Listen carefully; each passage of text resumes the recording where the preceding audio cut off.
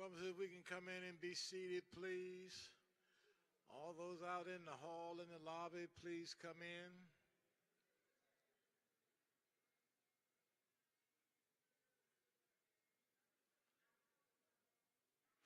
Now, brothers and sisters, before we begin the statewide candidates, we have a couple of candidates who are running for bishop in our church next in 24. And some of them are from Florida and South Carolina. I'm going to give them a chance to greet us, and hopefully the other folk will be in. I don't want to hold them up. I don't want them to spend another night in a hotel. And I'll ask them to come up here to this podium. First, we have Reverend Mcallister from Bethel Church in Tallahassee, Florida, where he has done a marvelous job. Blessed to preach for him a few years ago. He aspired to become one of the bishops of the church. Reverend Mcallister, give him a hand.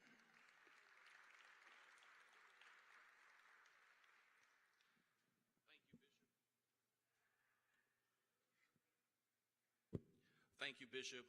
Thank you, Bishop. To Bishop Reginald Jackson, to Supervisor Jackson, it's always good to revel in your presence, for you all are truly the embodiment of grace, faith, and hope and love, and it's always good to be in the 6th Episcopal District. To all of my brothers and sisters in Christ Jesus, my name is Julius Harrison Mcallister, Jr., and I'm an aspirant for Episcopal service in the life of our ecclesial institution. I've been the pastor of the 1,700-member congregation, the Bethel A.M.E. Church in Tallahassee, Florida, for the last 14 years. And Bethel is a church where it's easy to find God and hard to forget him, and where eternal things do happen. I've had the pleasure to travel the length and breadth of our Zion. And one of the things that I have seen and one of the things that I have heard is that our church presently is in a leadership crisis. We find ourselves in a quagmire where we need more men and women who are willing to stand up and to be able to deal with the critical issues confronting and facing our church on today. We need more men and women like your bishop, who has the sterling and stupendous reputation of being a leader within the framework of our church that ultimately is progressive in thought and also in action. I want you to know that if you elect me, if you give me an opportunity to serve as one of the bishops in the African Methodist Episcopal Church, I promise you 3 things. 1, I'm a man of character. I want you to know, beloved in Christ, and I want you to hear me. It is only by the grace of God, and let me underscore the grace of God. It's only by the grace of God that my name has not been affixed in the 30 years I've served in itinerant ministry. It has not been affixed to any scandal, mismanagement, or impropriety. I serve the people with gladness, and that which I say behind closed doors, I'm willing to say up front. And my people respect me for that. Secondly, I promise you that I'll continue to have a zeal for ministry. God has blessed our ministry the last 30 years where we've given over $1 million in outreach.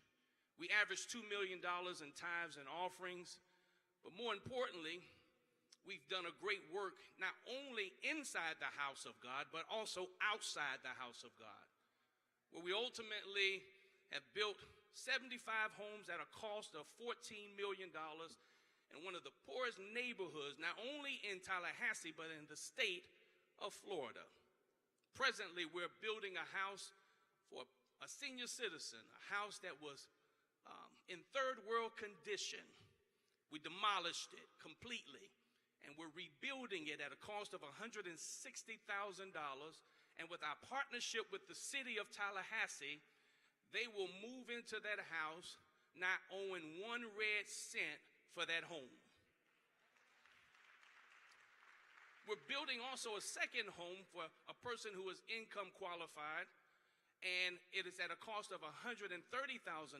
And because of our relationship with the city, they will ultimately give them $60,000 as a deposit on the mortgage, so it's $60,000 less. When I tell you that God has been a blessing to the work that we have done and created in Tallahassee, it's beyond comprehension. We have a Life Recovery Center, a drug and alcohol treatment center, where we've helped 1,000 people to get over their drug addiction. You may be asking me, why are you telling us that? Well, I want you to know that I said all of that to say this, that I really believe without a shadow of a doubt that my past is a preparation for the future.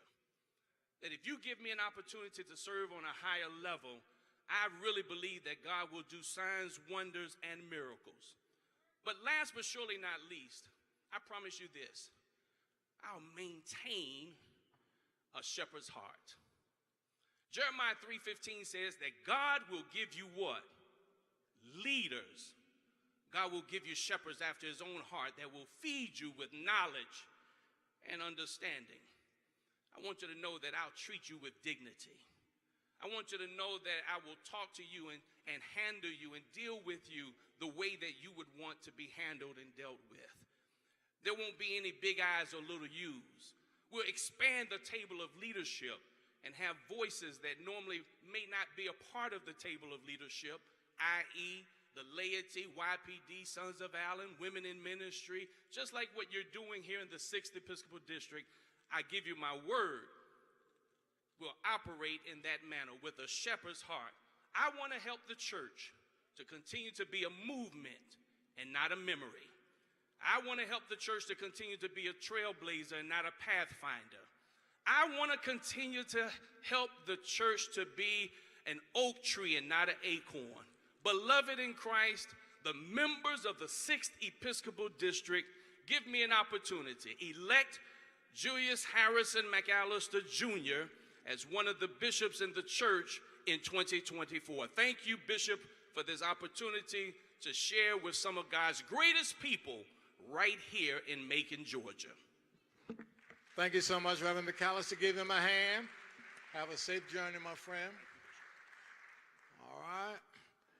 We have the Reverend Bowie, and all those folks seem to be pastoring in Florida.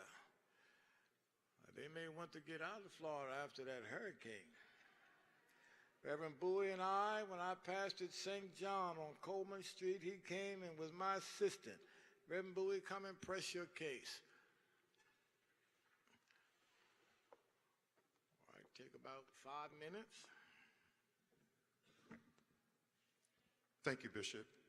To Bishop Reginald T. Jackson and to Supervisor Jackson and to all of you who are part of the 6th Episcopal District. My name is Michael Keith Bowie. And Bishop, before I start, I would like to, on behalf of the hundreds and thousands of graduates of Morris Brown College, I want to thank you for rescuing our college and bringing us to a place where we can now hold our heads up again and declare that Morris Brown will be, is, and forever will be one of the greatest institutions in the life of African Methodism. Bishop, we owe you a debt of gratitude, and I'm looking forward to going to homecoming. I also want to share with all of you the reason I am offering myself to the church as a candidate for bishop. I am thanking God for a trained mind. I'm a graduate of Morris Brown College. I'm a graduate of Turner Theological Seminary and a recent graduate of Payne Theological Seminary. I want to offer the church an understanding heart. Some of you know my story. I was assigned to a church with a mortgage over $9.5 million. The day I walked into that church, the church split. We've been able to reduce that mortgage from $9.5 million to $4.8 million. The church is still growing with an active membership of nearly 2,000 people.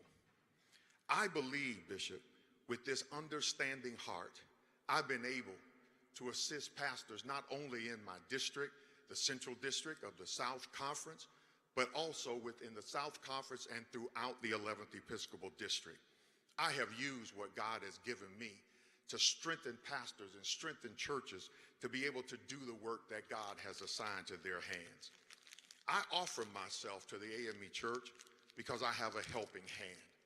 This recent situation with the storm in the state of Florida, before the wind stopped blowing, I was on the phone with my colleagues over on the west coast of Florida to make sure that whatever they needed, they could have.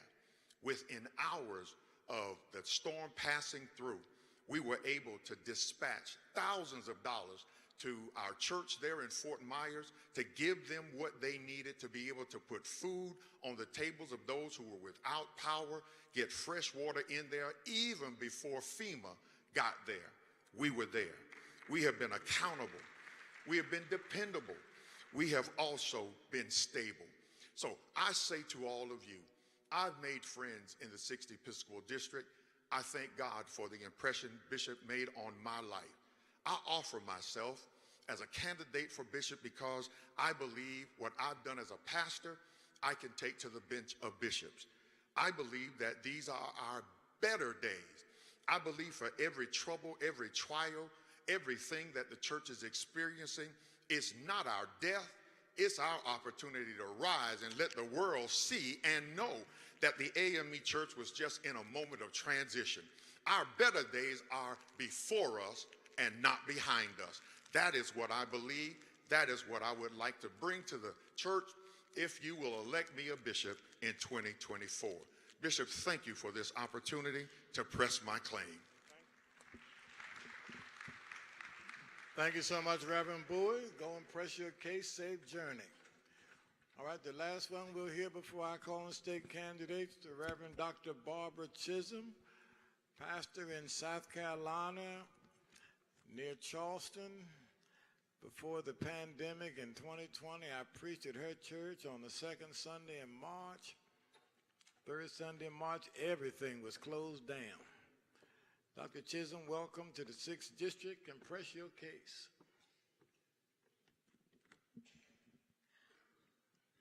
To God be the glory. To Bishop Reginald T. Jackson, Supervisor Jackson, and the Jackson family, and to the protocol that has already been established. I am Barbara Chisholm, and I serve in the 7th Episcopal District. And today I have come before you to ask your support in me being elected and becoming a bishop at the General Conference in 2024. Now I know that the 6th Episcopal District are people of faith, people of power, and people of influence. And I know in order for me to be successful on my journey, I will need the support of this district. And I do understand that you have candidates also who are running in the same capacity. But as I stand today, I only ask for one among 6 votes in helping me to be elected as a bishop. I am a pastor, church founder, builder, author, former presiding elder, served on every level of the church. I pastored 4 churches, built 1, renovated all 3, increased the financial portfolio and the real estate portfolio, some from $125,000 to $1 million. Membership has increased. Community services have been provided. Souls have been saved. Lives have been changed through Christ our Lord. But today I come as Nehemiah and seeing the need of the church, seeing the needs of the church that we are at a unique crossroad, a crossroad that can bring about acute transformation in the life of the African Methodist Episcopal Church. We are able to rebuild after an epidemic of misinformation and mistrust, we are able to revitalize and restore and build new platforms and create new intervention that will take the church to the next level of service in the African Methodist Episcopal Church. And you may ask me, how, Dr. Chisholm, can we do it? How can we make these changes and be better than where we were before? There are three that I would like to present to you today. Number one is we have to continue to trust in the Lord and believe God with all of our might. And electing me as a bishop who can earn your trust, because trust does not come easily, but trust is something that we earn. Secondly, electing me as a bishop will give me the opportunity to hear the needs of the ministry and the laity and provide the answer within the power that is provided. And lastly, electing me as a bishop will give me an opportunity, as I always have, to value people and church as priority. I believe that we can rebuild stronger, better, and greater than we've ever been before. And I believe that rebuilding can begin with you and I. As Nehemiah rebuilt the gate of Jerusalem, I believe we can rebuild the gates of an African Methodist Episcopal Church. So today, in my closing, I am the Reverend Dr. Barbara Chisholm, senior candidate from the 7th Episcopal District. Today, let us rebuild together. Let rebuild begin with you and I. ChisholmForBishop2020.org. You will go there and find out more of my work and more about me. Thank you, Bishop, for this opportunity. Let us rebuild together. Amen. Thank you, Dr. Chisholm. All the best on your candidacy and press your case.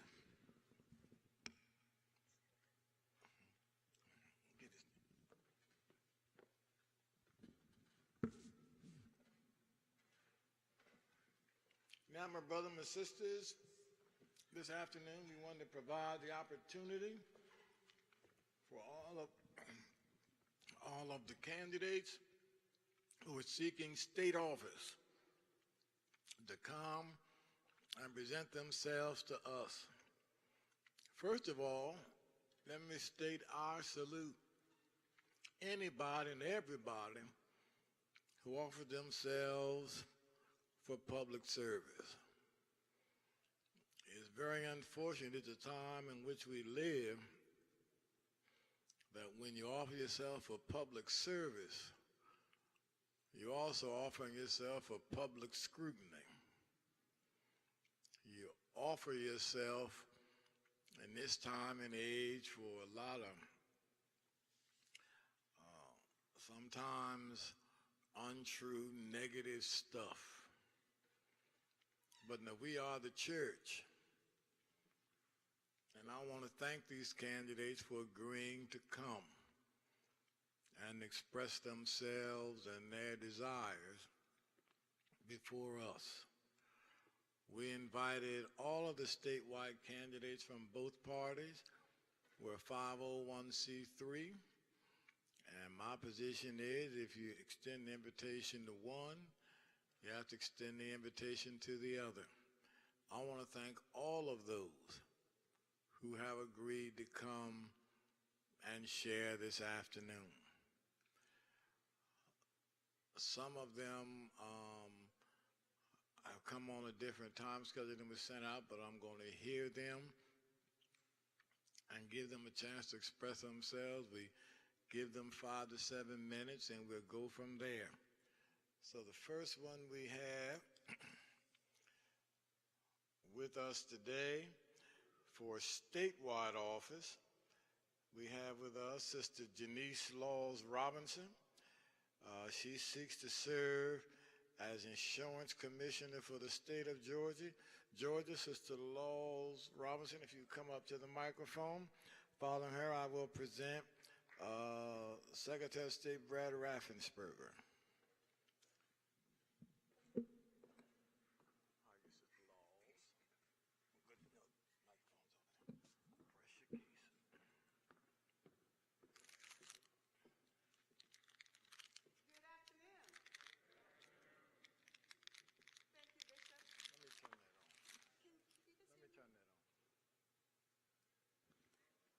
Is this better? Oh, yes. Good afternoon. Thank you, Bishop Jackson and Supervisor Jackson. Are you out there? Oh, I don't see her. Thank you. And thank you, all my friends of the A.M.E. Church. I am always honored and happy when I get a chance to speak with you. Thank you so much for all your support throughout the years in supporting my candidacy. I am Janice Laws Robinson, and I'm running to be the next insurance commissioner for our great state of Georgia. I am a mom. I have two beautiful daughters. My oldest daughter serves in the United States Navy, and my youngest daughter is a student. I am also married to my husband, Curtis Robinson, who is over there with me today. I am a published author, a small business owner, and a licensed insurance professional who has worked with Georgia families just like you for more than 2 decades.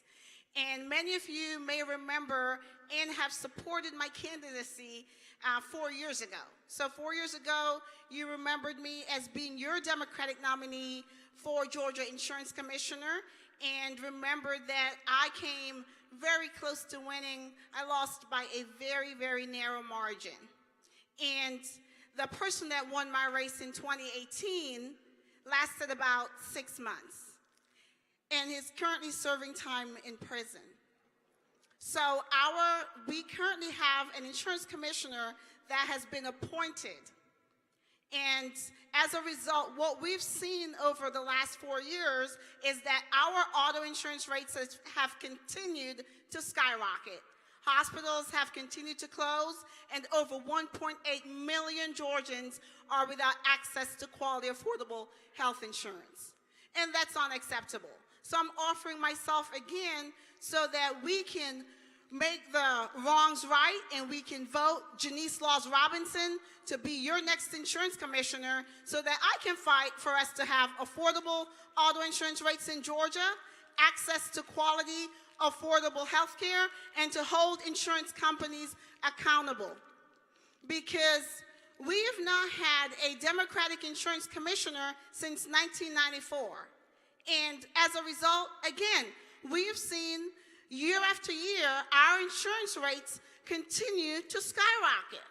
And we have in Georgia some of the highest auto insurance rates in the country, some of the highest home insurance rates in the country, and we have insurance companies that are not being held accountable.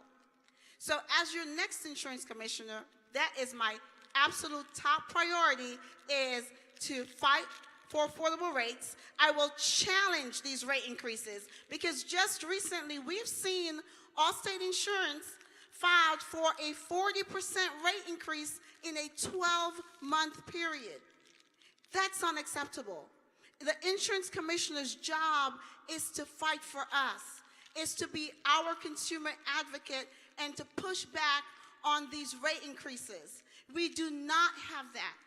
We deserve an insurance commissioner that is going to fight for us, that's going to advocate for better rates, that's going to advocate for access to quality, affordable insurance. We've seen hospitals after hospital closing, and none of these leaders are pushing to expand Medicaid.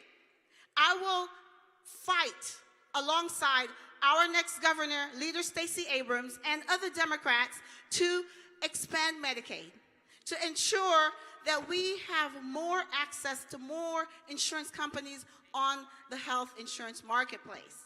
Because we as Georgians will continue to seek care.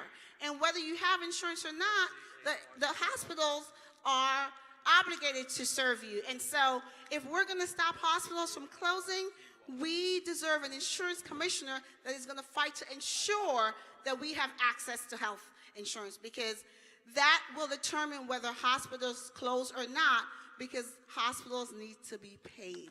Would you agree? Say amen. All right. So raise your hand if you pay auto insurance.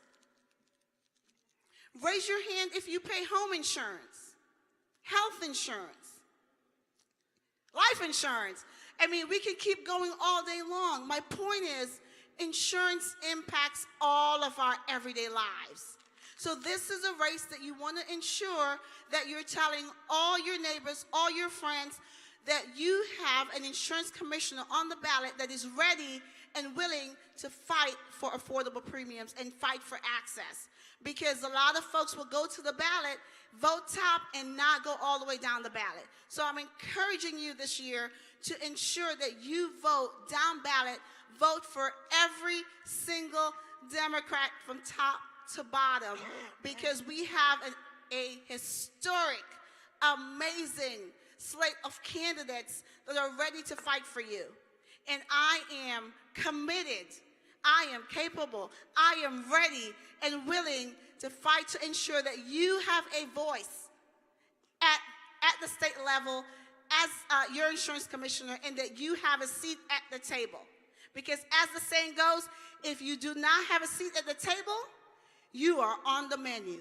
So if you are tired of being on the menu, if you're tired of your insurance rates going up year after year, every 6 months, after every 6 months, and not having an answer, elect me as your next insurance commissioner so I can take on that fight for you and press lawmakers and challenge insurance companies to fight for affordable rates. I am Janice Laws Robinson, and I'm ready and willing to be your next insurance commissioner. I'm asking you for your vote on November 8th. Please visit my website, janiceforgeorgia.com, and let's make change happen, and let's make history in Georgia. Because when I'm elected, I will be the first woman ever to be elected as insurance commissioner here in our state, and I will be the first Black ever to be elected in our state as insurance commissioner. So we get to make history, but not only do we get to make history, we literally hold the future of insurance in our hands. So that's you have the power. You get to say, vote Janice Laws Robinson. Thank you for your support. Thank you for believing in me, and thank you for your votes. Have an amazing day.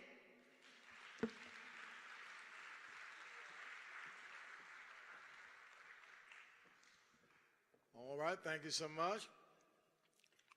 Now we have with us today the incumbent Secretary of State for the state of Georgia. I want to thank him for taking time to be with us today.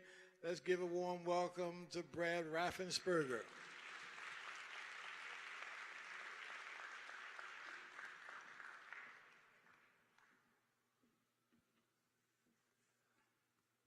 Well, good afternoon.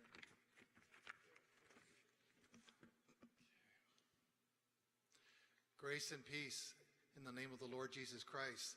It is a wonderful time to be with you today. First of all, congratulations, Bishop. 20 years, I think, this Morris Brown was not accredited, and your work and effort has done that. And I am Secretary of State. And as Secretary of State, I'd stay in my lane, but I will say this a little bit about accreditation, because I believe that as an engineer, but anyone that has, a degree past high school, I think if that's where you want to go, or you want your kids to go, and they want to go there, I think it's a great way, because higher education is one of the building blocks of moving your income higher over a period of time. And so whenever we have universities and colleges that are out there offering opportunities for the next generation, that's really important. And so I will get out of my lane, and we need to somehow look at reforming that. I think it's really a federal issue, and I'm state.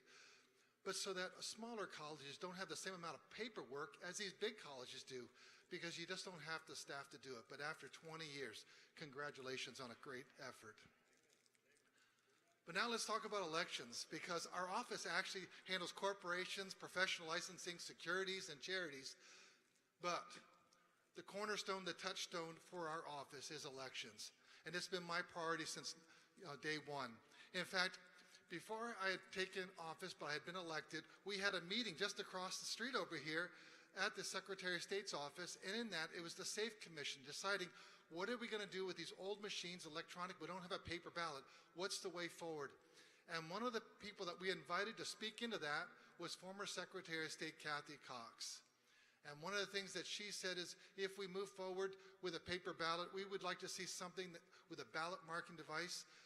People make their selections on a touch screen, and then when it prints it out, because we want to make sure that people don't get disenfranchised by not marking the ballot accurate. And what you'll see even today, when you do a hand-marked paper ballot with your absentee ballot, there are greater mismarks, undervotes, and overvotes on a ballot like that than there is with the ballot marking device. But that's what we put in place. We put that in place in record time. And when I ran back in 2020, I had a few simple things. I said, I just want to make sure that only American citizens are voting in our elections. And most people, I found out that 80% of all Georgians agree with that. Because if you have to be an American citizen to be on the jury pool, it makes sense. You'd have to be an American to be voting in our elections. And I said, instead of updating our voter rolls subjectively, is there an objective way of doing that? And so what we were allowed to do after we passed House Bill 316 was update our voter rolls objectively by, if you are a member of ERIC, this state-led organization, and other states like South Carolina, Florida, Texas are members of that, Alabama, Virginia. But if you move to Virginia and register there, they tell us. So then we can begin the process of asking you, did you actually move? Did you actually register? And if you get back to us, then we can take you off the voter rolls objectively. We think that is the better way to go. And so we did all of that in record time. And then all of a sudden, coming into 2020, we had about a week and a half, 2 weeks of voting for the presidential primary, and then COVID shut us down. How do you vote in a primary? And that's when many people said, I want to vote absentee. We already had on the books that we had no excuse absentee voting, and we made sure voters had access. We had record turnout. In 2018, we actually had record turnout then, and that was 4 years ago, 4 million people. 2020, we had 5 million people. We have record registrations, record turnout.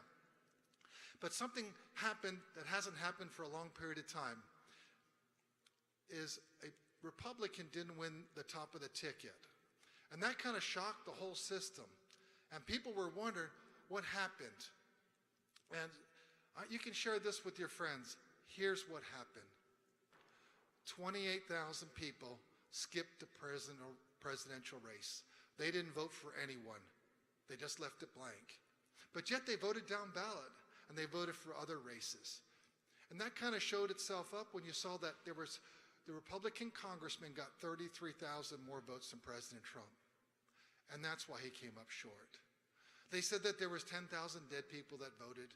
There was only 4. They said that there was all these underage voters. There was 0. They said there was 2,423 non-registered voters. There was 0. They said that there was thousands of felons. We only could find potential of up to 74 that were still under felony sentence. None of it added up. And then what happened in State Farm Arena in Fulton County? Actually nothing. In fact, the U.S. Attorney, Bobby Christine, who was handpicked by President Trump, looked into that. And then he was quoted in the AJC. I thought there was going to be something there. There was so much smoke about it. And he dismissed that case. In fact, he's actually endorsed me. He's now the DA in Columbia County, even sent me a check. Handpicked by President Trump. He investigated and found that there was nothing. But at the end of the day, what happened is that 28,000 people just skipped the top of the ticket. But coming out of that, there was a lot of bills that were filed in the State House, but we are trying to help navigate through there because there was a couple things I did want to have. Many people don't realize in the old system that we had with absentee voting, it was a signature match. Did you know that we have been sued by both the Democrat Party and the Republican Party on signature match? Guess what they said? They said it was subjective. Well, guess what? I said that 4 years ago when I ran. I said I want something objective. And I said, did you notice up in Minnesota, they've been using this for over 10 years, photo ID, just like what we use for in-person voting. Why don't we go to that process? Who could argue with your driver's license and your number that's on the driver's license? It's very objective. And it's been used in Minnesota, so we followed the Minnesota model, and that's what we put in. But also, one thing that we did notice is that when people came out to vote early and they voted on that Saturday, it was very well received. And I said, if you're going to do anything, let's add another Saturday. So we now have 17 days of early voting. And any county that wants to can have Sunday voting, so counties like Fulton County will have 19 days early voting. And I know that the home state of President Biden only has 10. So from that standpoint, Georgia has record opportunities to vote early. We also now have we still have no excuse absentee voting in place. What I will tell you that this year, I saw your plaque down here, is we're expecting a really strong turnout. I don't know if it'll be over 5 million in a presidential year, but I think it's going to be closer to 5 million than the 4 million year. But it's really interesting. I was listening to Pastor Mcallister. One of the things that he said, what you're looking for in your church for leadership, number one was character. And if you really look at what's happened in America, because if you look at, we had record registrations, record turnout in 2018, and we had a candidate that didn't really concede that, and they had their allegations. Then we had 2020 taken to a whole different level, and all those allegations. At the end of the day, what I've shown is that I will stand, and I will stand for the voters of Georgia to make sure we have fair and honest elections for everyone. And that is my solemn pledge to everyone. There's a straight line of carpet that runs down here. I'm not looking left, I'm not looking right, I'm looking at that line.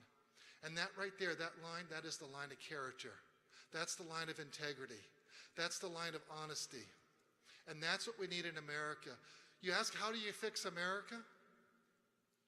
I think it's a little bit of Titus 5:8, because I printed that and put it on my wall when I was elected in city council years ago. If you are an overseer, you are called to be a man of one wife, and I met Trish in high school. And it's really about being sober in your judgments, to have calm and rational voices with people on both sides of the aisle, to treat everyone fairly, particularly in this office, particularly in the legacy and the heritage. This is the home and birthplace of the Most Reverend Dr. Martin Luther King Jr. I understand that. I understand what I do when I do this job. This is important to me because I know it's important for everyone in Georgia. And I'll continue to fight for that. But if we want to fix America, it's not about so much who the person is, it's what's inside here. Do they have character? Do they have integrity? Will they engage in respectful civil discourse and kindness? There is right now a war for kindness. But we can put that all together. We can truly be not politicians, but elected public servants, because we truly are serving the people. So what I would encourage you, I think we still have 30 days, so you can still register to vote if you haven't been. And so hurry up, because I think we're at day 33, day 34. But I encourage everyone, this is your priceless franchise. I appreciate that more than ever after 2020. And I will stand firm, I'll stand up against anyone to make sure that everyone has fair and honest elections in all 159 counties. God bless you, and thank you for your time. Thank you so much. Give him a hand. Thank you so much. All right, be safe on the journey. All right, thank you. Now we have with us candidate for Labor Commissioner of the state of Georgia, Representative Bowden. Give him a hand, State Representative.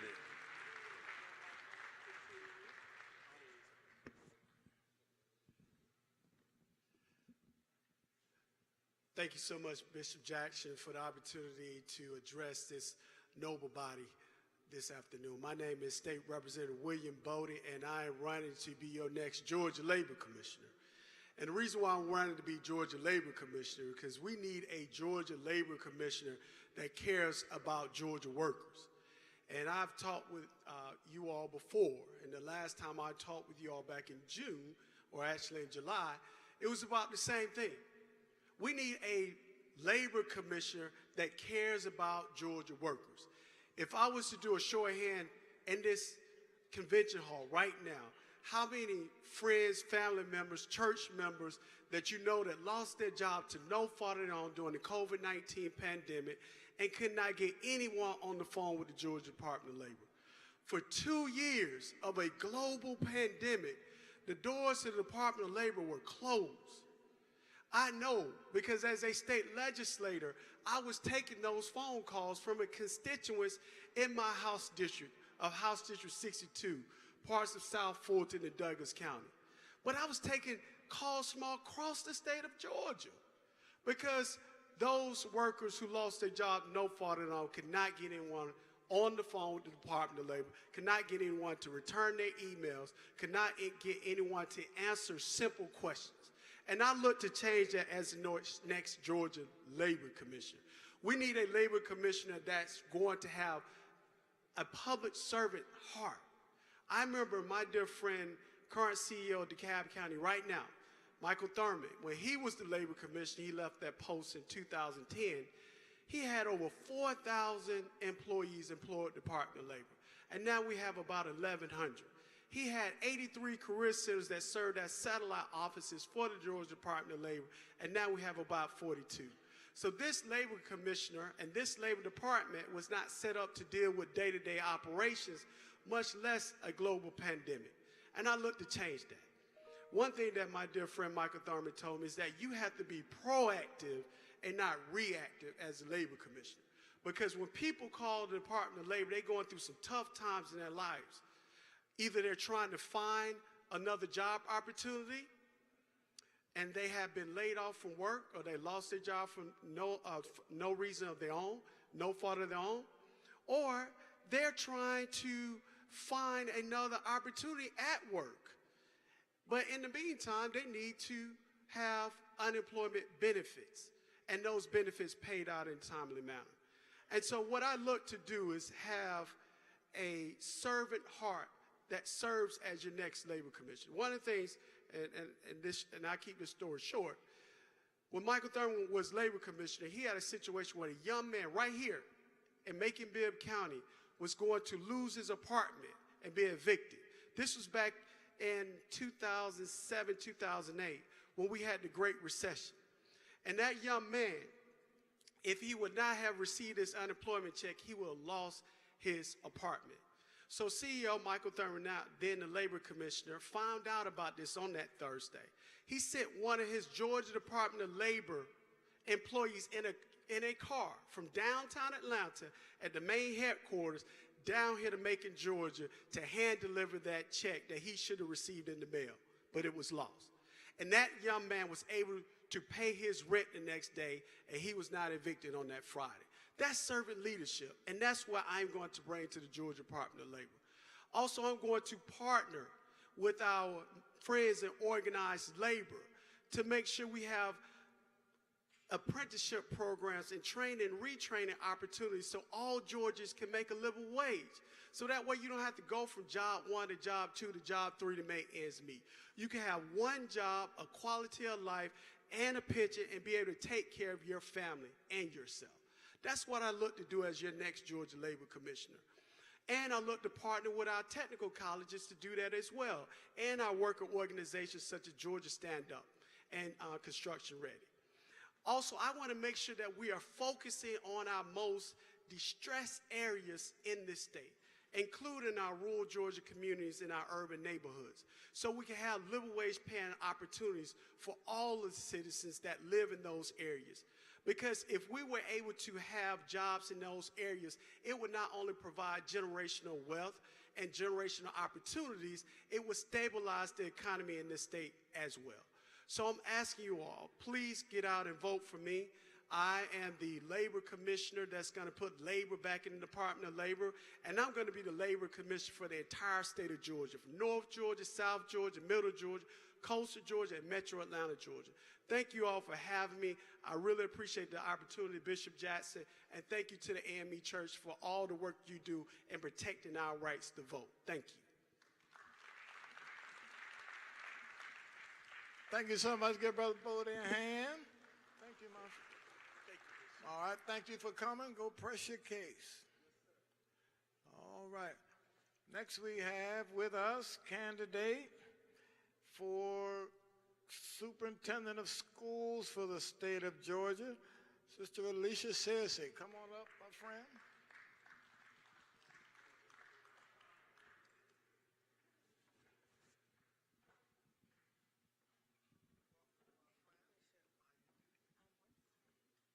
Good afternoon, AMEs.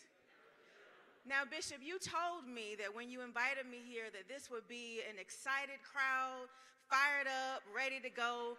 And I don't know, I'm not seeing all that today. So let me try that again. Good afternoon, AMEs. Thank you. Ski-wee to my sorors of Alpha Kappa Alpha Sorority Incorporated. Ski-wee, ski-wee. It is an absolute honor to stand before you this afternoon for a number of reasons. Thank you again, Bishop, for allowing us to come. I also want to give a shout out to the best uncle and AME pastor on this side of heaven, Uncle Ralph Searcy. Y'all give it up for my uncle. I love and appreciate you. And most of you have heard about me running for state school superintendent, because if you know my uncle, he told you I was running. And he might have even asked you for some money for the campaign. And so I am honored to be with you this evening. Just a little bit about me. I am a former state representative. After a name you might recognize, Henry McNeil Turner, was one of the 33 African Americans who was supposed to serve in the Georgia House of Representatives, but was pushed out and not able to serve. I became Cobb County's first African American elected to the Georgia House of Representatives at the age of 23 in 2002. Thank you. I had the privilege of serving Cobb County in the House for 12 years. That was 6 terms, and spent most of my time working on improving our public education system. After 2014, I retired and went back to school, got a master's degree in education leadership, and went through a couple of superintendent's training programs. And then I skipped a few steps and went from the legislature to becoming a superintendent. I had the great privilege of running all girls schools in Metro Atlanta area.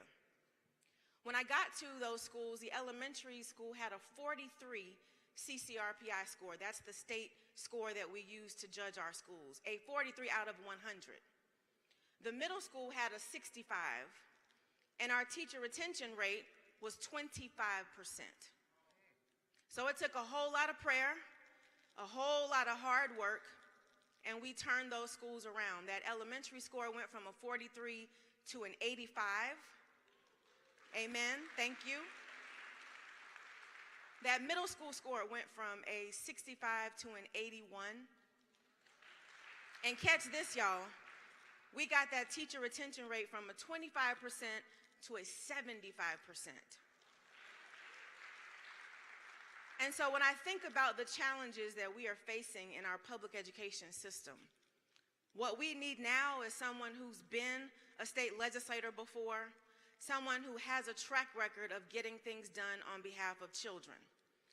What we have now is a state school superintendent who's doing to you what he's been doing to students all across the state of Georgia for the last 8 years, not showing up. So I actually appreciate that our sitting Secretary of State had the audacity to come and speak to you, because you are voters. Regardless of our party affiliation, every person ought to come in here and ask for your vote. But my opponent has been asleep at the wheel for 8 years, and so he ain't gonna show up. He hasn't done it for my 3 children, and he's not doing it for the 1.7 million children in our state. And so when I left politics in 2014, I was done, because I hate politics. And I'm gonna stop for a minute and share just very briefly. Some of you who are involved deeply in politics may have heard my name. You hear rumors, all kinds of things. I need to set the record straight. You will not find a candidate, a state representative, a sitting elected official who has a stronger record in supporting and championing public education than this woman standing right here. And so anybody that says anything different, they lying. And we have too many issues affecting our children to be focused and being distracted on other things. And so when you hear it, I want you to tell them, I met her today. And that's not true, and the devil is a lie. So let's keep our eyes on the prize, and let's turn out and vote in November so that we can change our education system. Now, going back to the things that I was sent here to say. So when I left politics in 2014, I really was done. Because people lie in politics, and it keeps you distracted from what you were supposed to be doing. But I realized that my passion for children, my desire to change our public education system is far greater than my dislike for politics. And then when I won the primary on May 24th, thanks to so many of you, without a runoff, all 159 counties, amen, thank you, y'all did that. We were fired up and ready to go. But May 24th was also the day of the Uvalde shooting. And so we couldn't really celebrate the way we wanted to because there were 19 children who went to school that day and didn't get to come home. There were 2 teachers who went to school to work because this is their passion and their calling, but didn't get to go home to their families. And so on May 25th, when our 15-year-old was heading to school, we didn't really want her to go because we were afraid that, like so many parents, something might have happened. But we let her go, and when she got home from school that afternoon, we sat down with her. And we asked, how are you feeling? What are you thinking? And we got to do that when it comes to our children. We got to check in. And so Layla said something to me that I will never forget.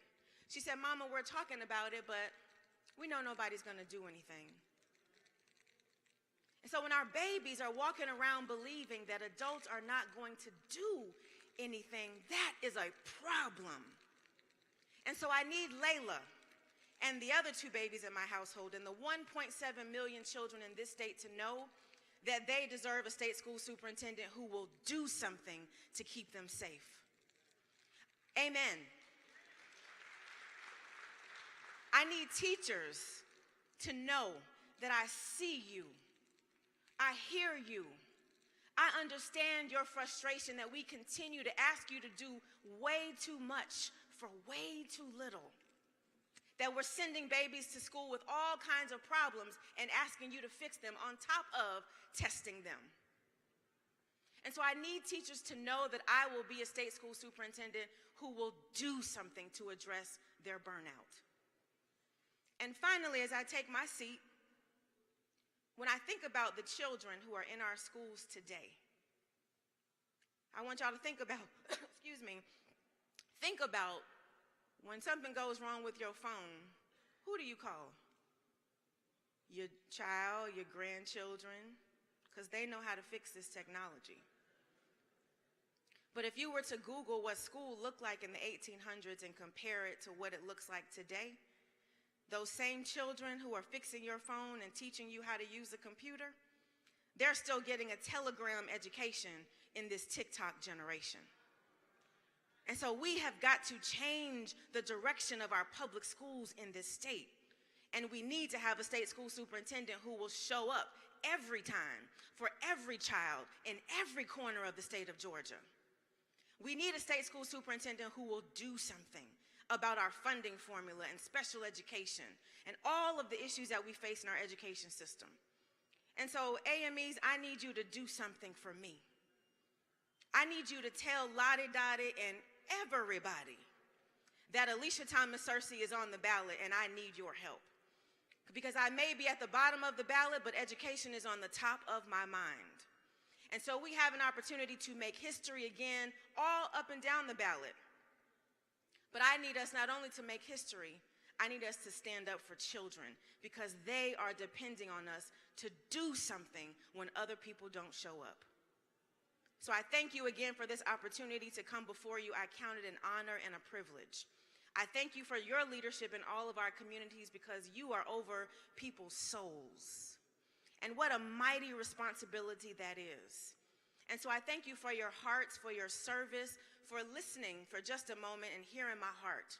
And I look forward to seeing all of you on November 9th celebrating, because we will once again make history in the state of Georgia. Thank you.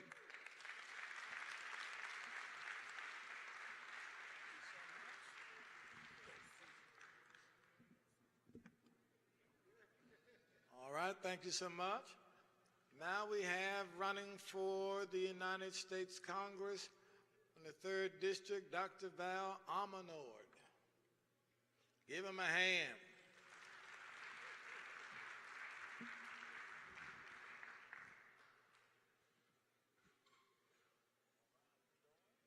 Thank you.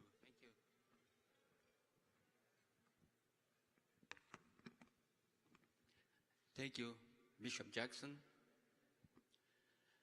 Bishop Jackson, Episcopal Supervisor Davis Jackson, General and Connectional Officer candidate for A.M.E. Church leadership,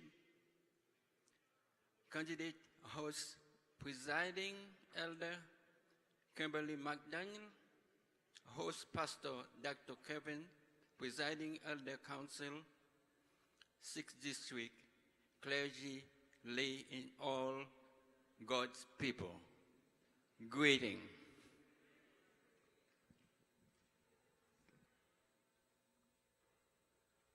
I am Dr. Val Almonod, the Democratic nominee for United States Congress, District 3.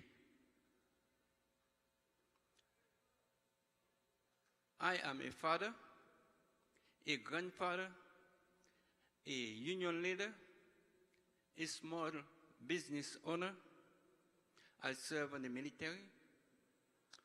I work for the federal government as a physician for 35 years.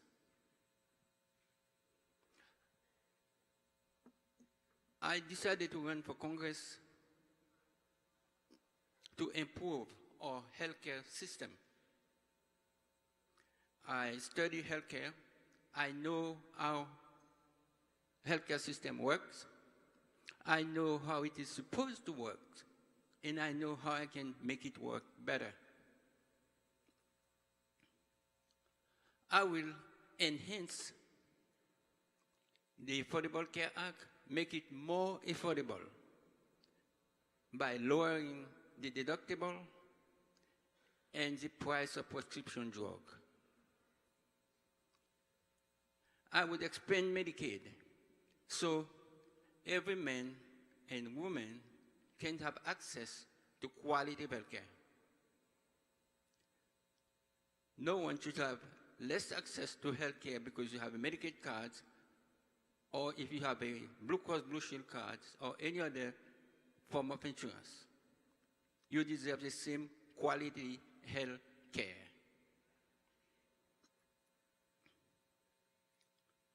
I would fight to restore women's right to choose. Each person should have the right to decide for yourself what you want to do.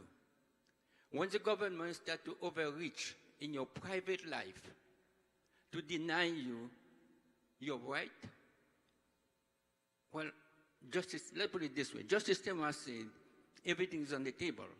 The question you have to ask yourself, what is next? Would it be the right to vote? We don't know that. But yes, it could happen. Also, I went to school on a student loan.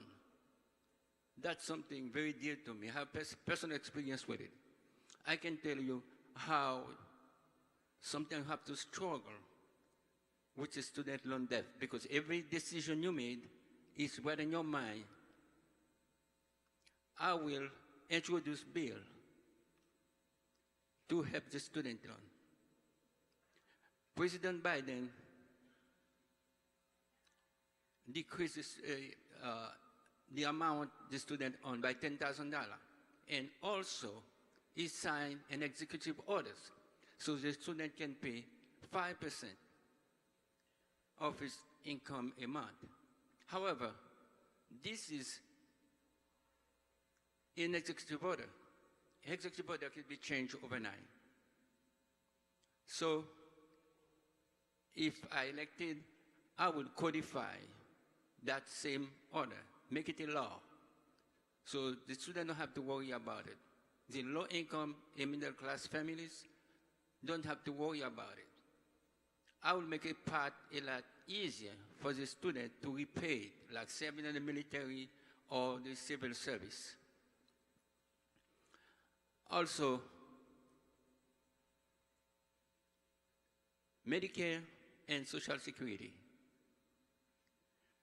The Republicans already make a plan. They try to change Medicare and Social Security, make them renewable every 5 years.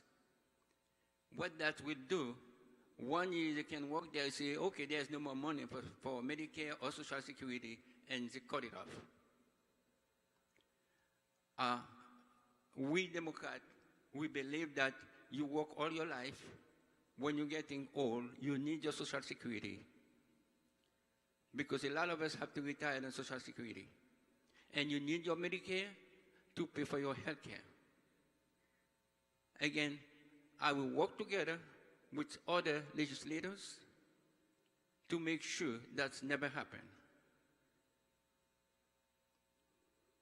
But you know, campaign is expensive. I need your help. If you go to almonotforcongress.com, no donation is too small.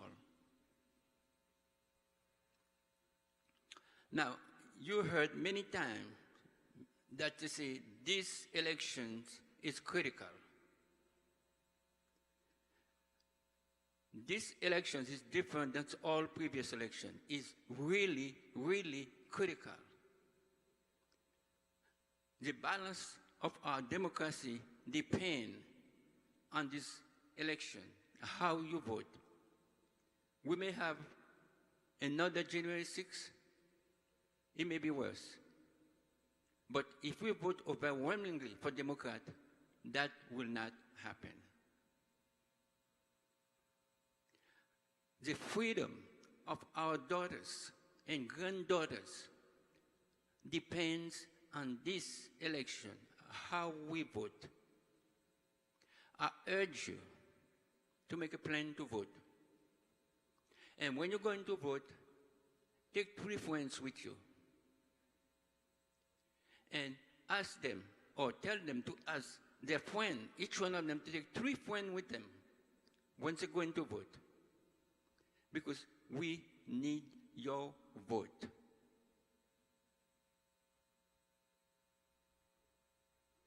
Thank you for your attention, and I appreciate it. Thank you so much. All right. Go press your case, my friend. All right, now, brothers and sisters, we have with us Sister Valerie Rogers, candidate for the State Senate District 25. Give her a hand.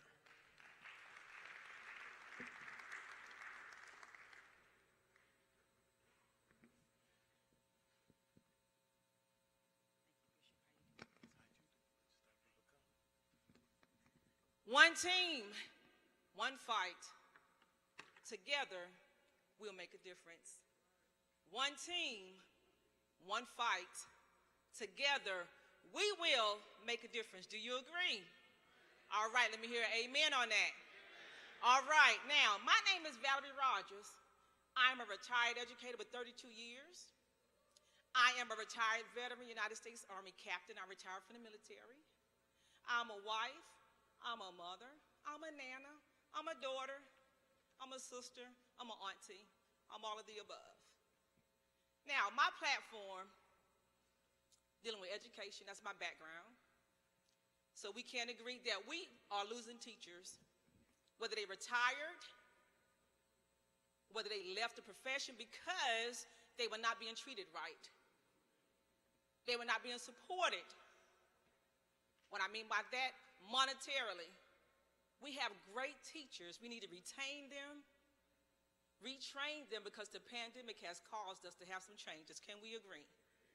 So we got to retain them and retrain them into highly qualified teachers and support staff. Support staff like bus drivers because they bring the precious cargo to the schools. Without them, we can't teach the students. So we got to make sure we have an increase in salary across the board for all of them. The second one, health care. Yes, God, we need a better health care system than what we have. We need affordable, quality health care. We can have affordable health care, but is it quality health care? We can have quality health care, but is it affordable?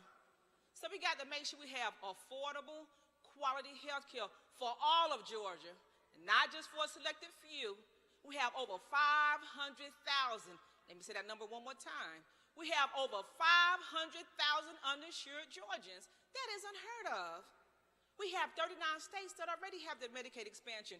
Why don't we have it? I'll tell you why. They say it's too expensive. So we're not worth it. That's what you're telling me, my elected officials? We're not worth it? Out of 500,000, 24,000 plus are veterans that are not insured. I'm a veteran. I'm offended. 155,000 single women are uninsured. And guess what the largest portion of them are, their ethnicity? People of color. What's wrong with that picture? What's wrong with the picture? The last one, voting rights. I understand I'm a veteran. We have a campaign. I call it a campaign because it's actually a war, but I call it a campaign going on in Ukraine. Do we agree? But we have a campaign. We have a battle here in Georgia. The battle lines have been drawn, folks. What I mean by that, the voting, the redistricting. They're trying to deter us from voting. We cannot allow them to do that. We shall not allow them to do that. We cannot allow them to do that to us. Not just me, us. My parents have to drive over an hour to get the proper health care they need. Now I'm talking about physical care and I'm talking about mental health as well. When we have rural hospitals that are closing because of lack of funding, a lot of them don't have access to transportation. So what are we going to do? Kick them to the curb?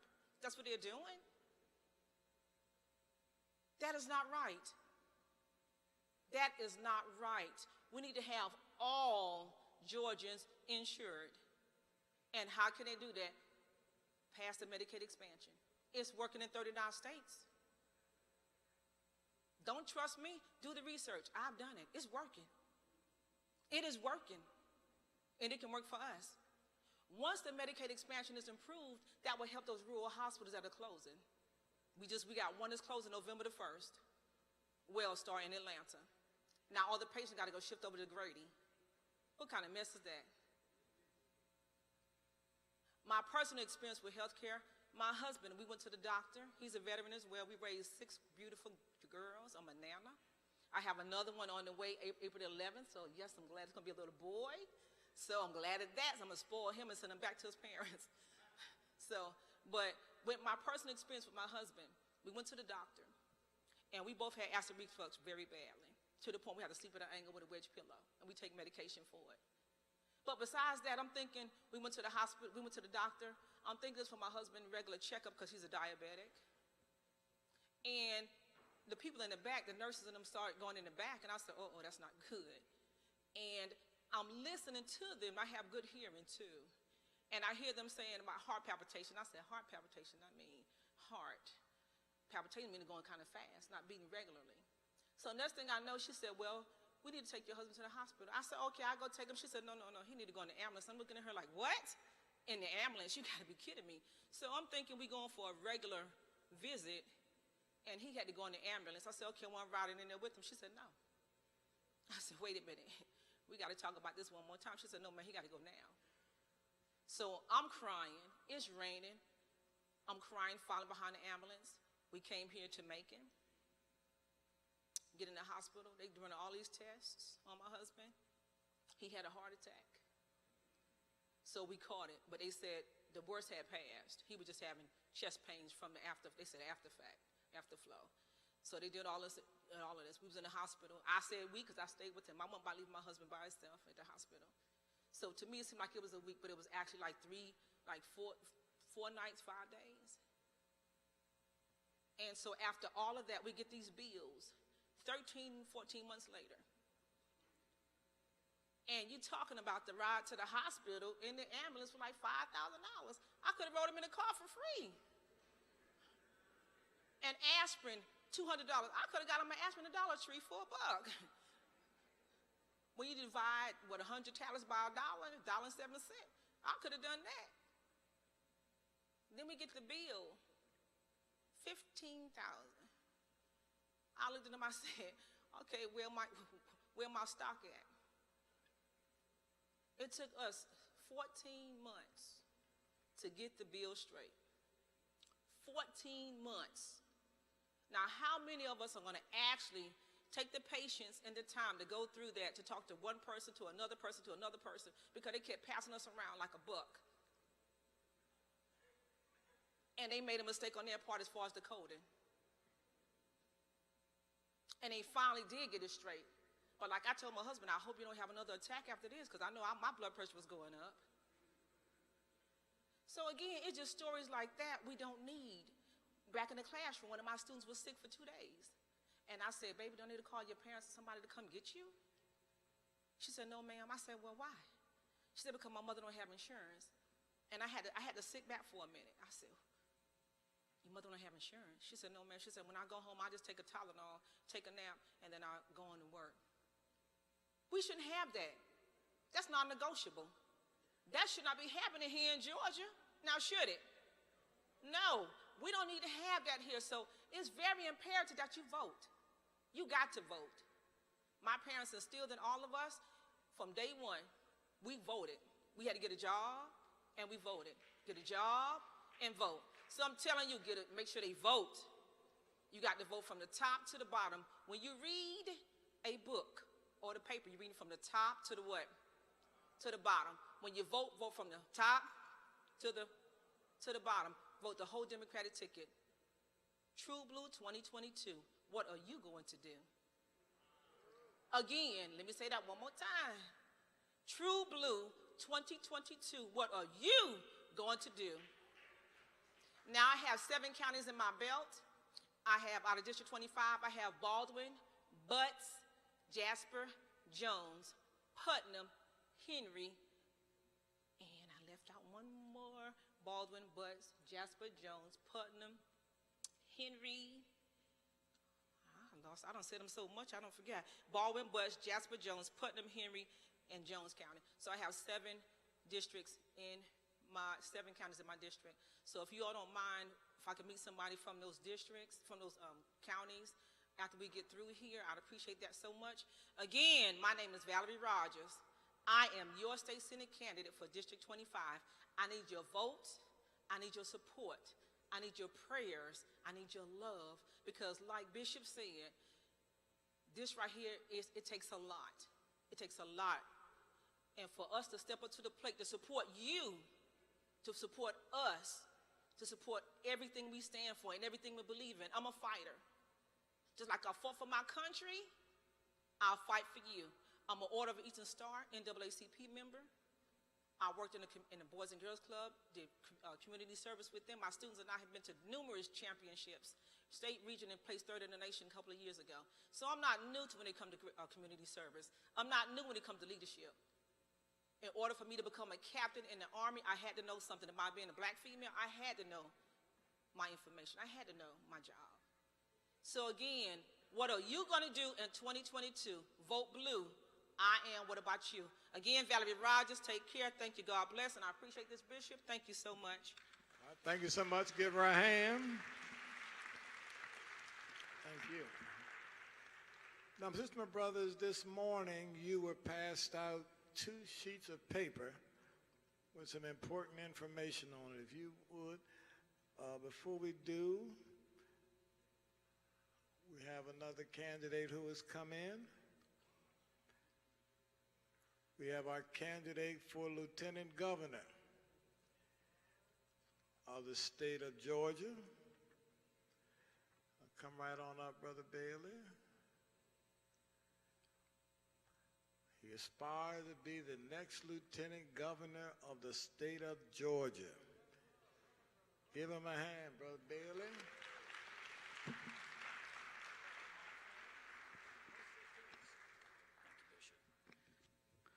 Thank you, Bishop, for having me.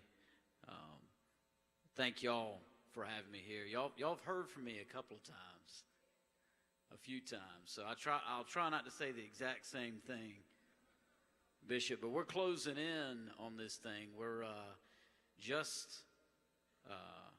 under 5 weeks out from Election Day, but that's not 5 weeks out from when we start voting. We'll start voting on October 17th. My name is Charlie Bailey, and I am proud to be the Democratic nominee for Lieutenant Governor of the great state of Georgia.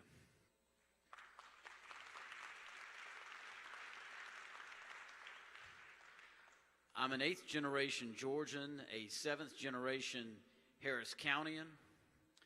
If you don't know where Harris County is, it's that little slice of God's country over on the border with Alabama, due west of here, right above Columbus. That's right. I grew up there. I'm an attorney. I'm a former prosecutor, and I've spent my career fighting to get people justice. And I'm running for lieutenant governor because every day the vast majority of Georgians, they get up and they go to work and they're worried about, is my kid safe? How they doing in school? If I get a hospital bill, can I pay it? And instead of working on those issues that are the closest to the hearts and the everyday lives of the people of Georgia, my opponent in this race has been engaged in a politics of division and extremism. It's a politics that led him to be a false elector for Donald Trump, to try to overturn the election, to get on his daddy's plane the day before the insurrection and fly to Washington, D.C., to personally lobby the vice president not to count the electoral votes the next day, which for context, that's the exact same thing that violent mob demanded of Vice President Pence upon pain of death hours later.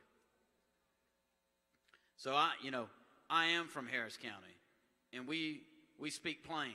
So let me just say this right now. If you participate in a scheme to overthrow the United States government, you are not qualified, you are not fit to hold any office in any state in this land. Because see, there's a whole lot of politicians that talk about America, right? They talk about what it is to be American. But what it is to be American, that is not based on where we were born. It's not based on where our mamas and daddies were born. It's not based on the color of our skin. It's not based on the religion we practice or whether we practice a religion. It is based on the idea that we are all equal, that we all get the vote. And then when you add those votes up, it's the people that decide who lead them. It's the people that decide who govern them.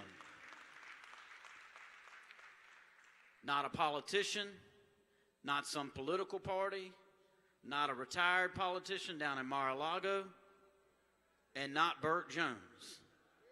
You don't decide that you get to throw out millions of certified votes of the people of Georgia. And that commitment to the idea that we're all equal, that's based on a fundamental value that was the way I was taught. And it's a simple idea that I know y'all share, and that's the idea that we're all human beings, that we all love our families, that we all deserve the same dignity, the same safety, the same justice, the same opportunity to leave for our kids a better life than the one that we had.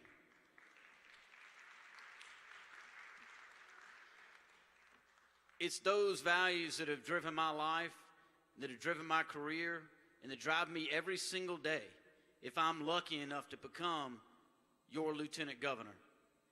It's those values that drive me every day to work to expand Medicaid in our state, to cover the over 600,000 Georgians that don't have health care coverage, to help reopen the 8 rural hospitals, 1 urban hospital, and another urban hospital set to close in the last 12 years. It's those values that will drive me to pay our teachers like the professionals that they are, and to make technical school tuition free again.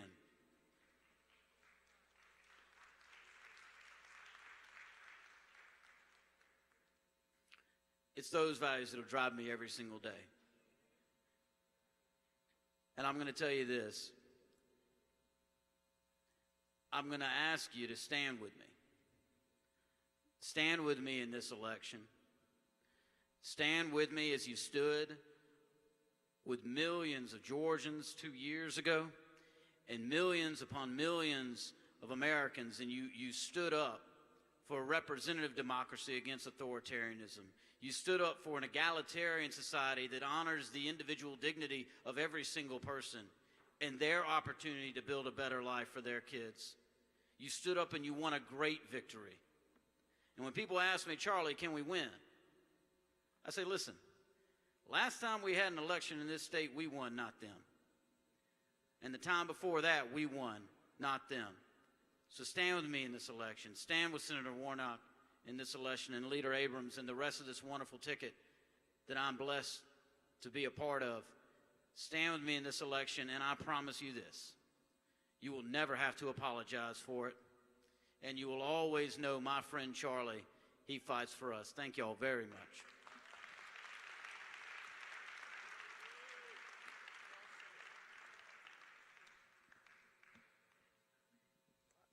Next, we have our last candidate, a distinguished candidate for Secretary of State of the state of Georgia. Now, we heard from the incumbent about 45 minutes ago who came early. I'm happy to present the Democratic candidate for Secretary of State, Sister B. Gwynn. How you doing, my friend? Good afternoon. My name is Bee Wynn, and I am the Democratic nominee for Georgia Secretary of State. And I was told that I have 5 minutes, but I know there are a bunch of pastors in the room, so luckily no one's holding up a time card here. Thank you so much for having us here today, and thank you for all of the work that you are doing to protect our democracy and to ensure that Georgians can utilize their power to vote.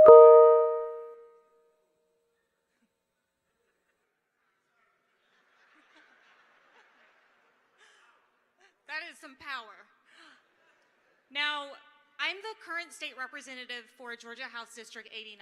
That's Atlanta DeKalb. It's the seat that was formerly held by Stacey Abrams. And before I was elected in 2017, I actually spent 10 years working inside of our Georgia public school system. And inside the Georgia public school system, I did wraparound services, mentorship, and that's where I really began to understand the power of the Georgia General Assembly. One of the schools that I worked in 2009 had a graduation rate of only 42%, which is immoral. But it wasn't just the fact that our General Assembly was not adequately funding our public education system. It was the denial of Medicaid expansion, leaving my students and their parents without health insurance. It was the fact that there was not secure and affordable housing. It was the fact that there wasn't adequate public transit, healthy foods, all of the things that young people need in order to graduate and have a successful economic future for themselves. That's what compelled me to run for office in 2017. Now, as a lawmaker, I sit on the committee that oversees our election laws. And for the past 5 years, I have seen a bill introduced by Republicans to try to make it harder to vote every single year. They tried to eliminate Sunday voting, which we know is extremely important for Black Georgians. They tried to roll back our voting hours, and we were able to beat those bills back. But everything changed in 2020, and I want to take you back to that year. Now, early on, before the results of the November election, Republicans understood that if we built a broad-based coalition across the state of Georgia and we brought Georgians together based on the shared values of equality and justice for all, the shared values of democracy, we could deliver a win in Georgia. And so they started a coordinated campaign at the state and national level. And they started to sow seeds of doubt as it pertains to the validity of absentee ballot voting. And absentee ballot voting in our state was actually passed under Republican control. No excuse, no ID. And they used it in greater numbers than Democrats every single year up until 2020, when we were learning how to vote safely during a pandemic that is not yet over. And they wanted to sow those seeds of doubt so that if and when we delivered a win in November of 2020, they could try and overturn the results of the election. And that's exactly what happened. They sent Rudy Giuliani and Trump's legal team into my committee. They subjected us to 8 hours of lies, misinformation, and conspiracy theories when I discredited Trump's expert witness in real life. They put my address on a right-wing gun site, and they called for my execution, and they called me a traitor. And then they sent the alternative electors into our state capitol to try and invalidate the will of the people. And you heard from our Lieutenant Governor candidate, Charlie Bailey, that his opponent, who was an alternative elector, is now their nominee. Behind closed doors, my colleagues on the other side of the aisle, they said, we do not believe the election was stolen. And then they signed on to the Texas lawsuit to try to invalidate the will of the people. Now, I was pretty naive. I thought, January 6th, this is the precipice. We are witnessing for the first time in our nation's history a sitting president deny the peaceful transfer of power, resulting in a deadly and violent insurrection. And I thought, surely my colleagues, they are going to think about all the actions that led up to this moment. But that is not what happened. A week later, we went back into legislative session. Our Capitol was heavily armed and guarded every single day. And what did my colleagues on the other side of the aisle do? They did not expand Medicaid, still leaving over 600,000 Georgians without health insurance. They did not talk about the fact that kids have been learning virtually for a year and we were preparing to send them back into the classroom. They did not talk about the fact that the Labor Department still to this day ignores the calls of my constituents who lost their jobs, who lost their cars, and sometimes their homes. Instead, they said, we are going to pass a 98-page bill full of the same lies and conspiracy theories that have been amplified by Trump and his allies. It was 2 pages to a 98-page bill. And you all know some of those provisions. It makes it harder to apply for an application to vote by mail. Under that law, our rejection rate has gone up. And if you receive the ballot because of the new cumbersome requirements, the rejection rate has also gone up.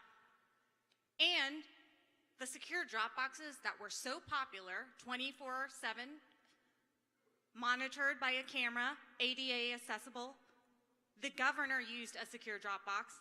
They took those from outside, put them indoors, and they said only 1 drop box per 100,000 voters.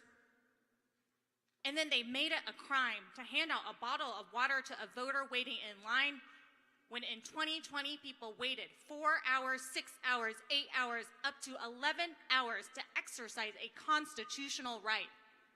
And we know who waited the longest: Black Georgians. And then they said, any person can come before your local election board and challenge your voting eligibility. And they challenged 65,000 voters this year alone. They went to Gwinnett County.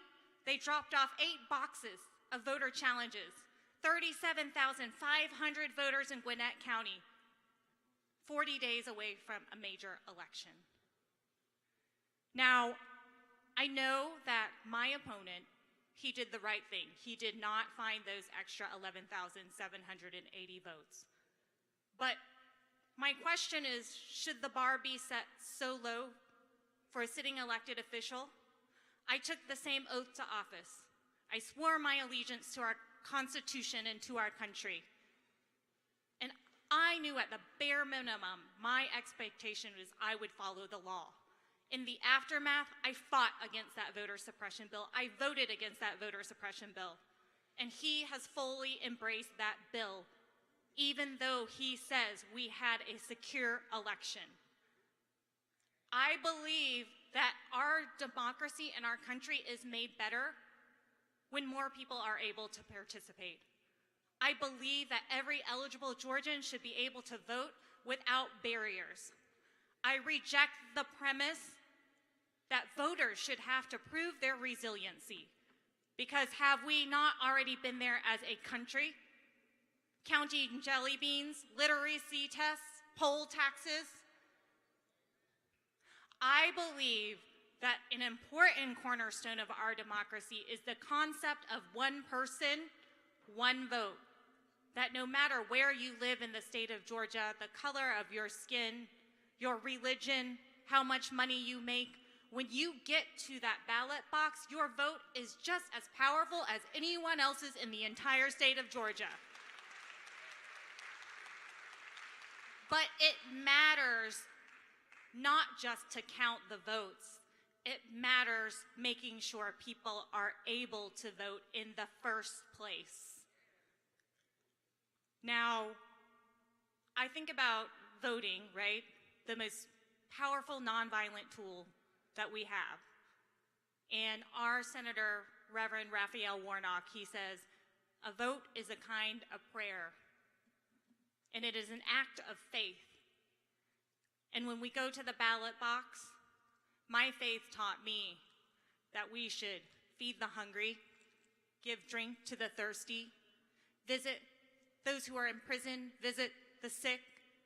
And so when we go and we exercise this act of faith, we are saying that we believe that no person in the state of Georgia should die or go bankrupt because they don't have access to health care.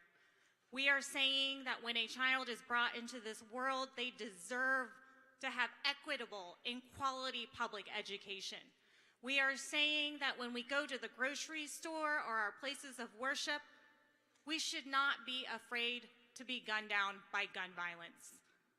And we are saying that we believe the government doesn't belong in the doctor's office with us. So we have a job to do to ensure, and I know you all are doing that work already, but we have to ensure that we tell the world, the country, our state, that it is simply not enough to count the votes. Because putting your thumb on the front scale, changing the laws to influence who and who cannot participate in an election, that is anti-democratic. So my name is B. Wynn. It is not spelled the way that it's pronounced. So when you go to the ballot box, it's Nguyen, and you just remember win with win. We be winning. And I thank you all so much. I am running for Secretary of State because I believe every eligible Georgian should be able to exercise their right to vote without barriers, and I believe in a free and fair democracy in all 100 of our 59 counties, and I believe that the people should be empowered to use this sacred tool of deciding who they want to elect them in the state of Georgia. Thank you all so much. Thank you so much. Now, brothers and sisters, we have one more candidate. Now, don't want to leave because I want to take the last 15 to 20 minutes to talk about our get out the vote strategy. And I need the leaders of each of the conference to be here. All right, so when the next candidate finishes, please stay where you are. We will do this quickly, but very, very, very important.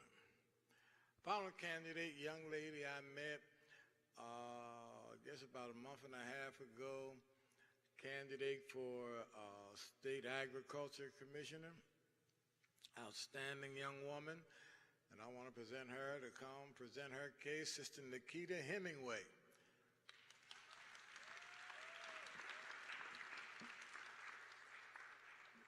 I was shocked when I saw a black female farmer. I said, help me somebody.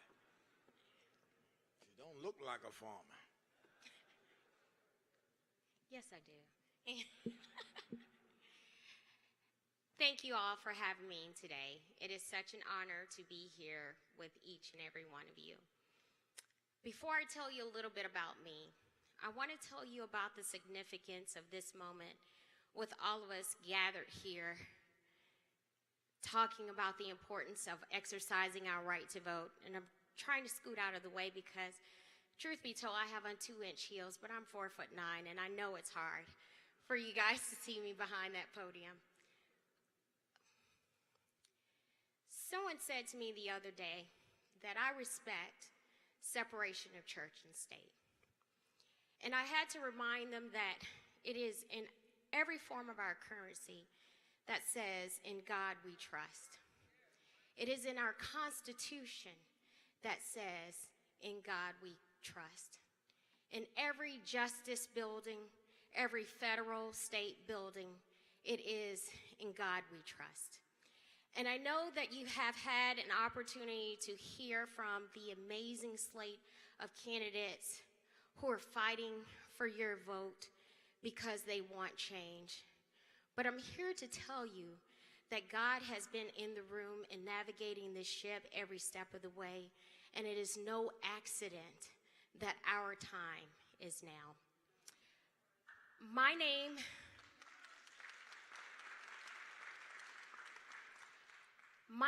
is Nikita Hemingway. I am a 5th-generation farmer, entrepreneur, licensed realtor, former corporate executive, wife, mother, the Democratic nominee for Commissioner of Agriculture. And when I win my race, I will be the first African American and the second woman elected to this position in our nation's history. My political journey began 4 years ago when a local county commissioner stood on my farm and told me I would be better off selling my land to Quick Trip than getting him to remove his restrictions. So when I stepped up to run, it wasn't because I wanted to be a politician. It was because I understood the equity in agriculture problem, and I was the most qualified person to solve it. You see, it is our lived experiences that are almost always aligned with our purpose. My grandparents were rice farmers off of the coast of Savannah River, and for more than 100 years, my family owned over 360 acres, and now we own none of it. My grandmother would tell my siblings, cousins, and I how she would sit on her grandparents' porch and watch ships sail out to sea. My journey into adulthood wasn't easy.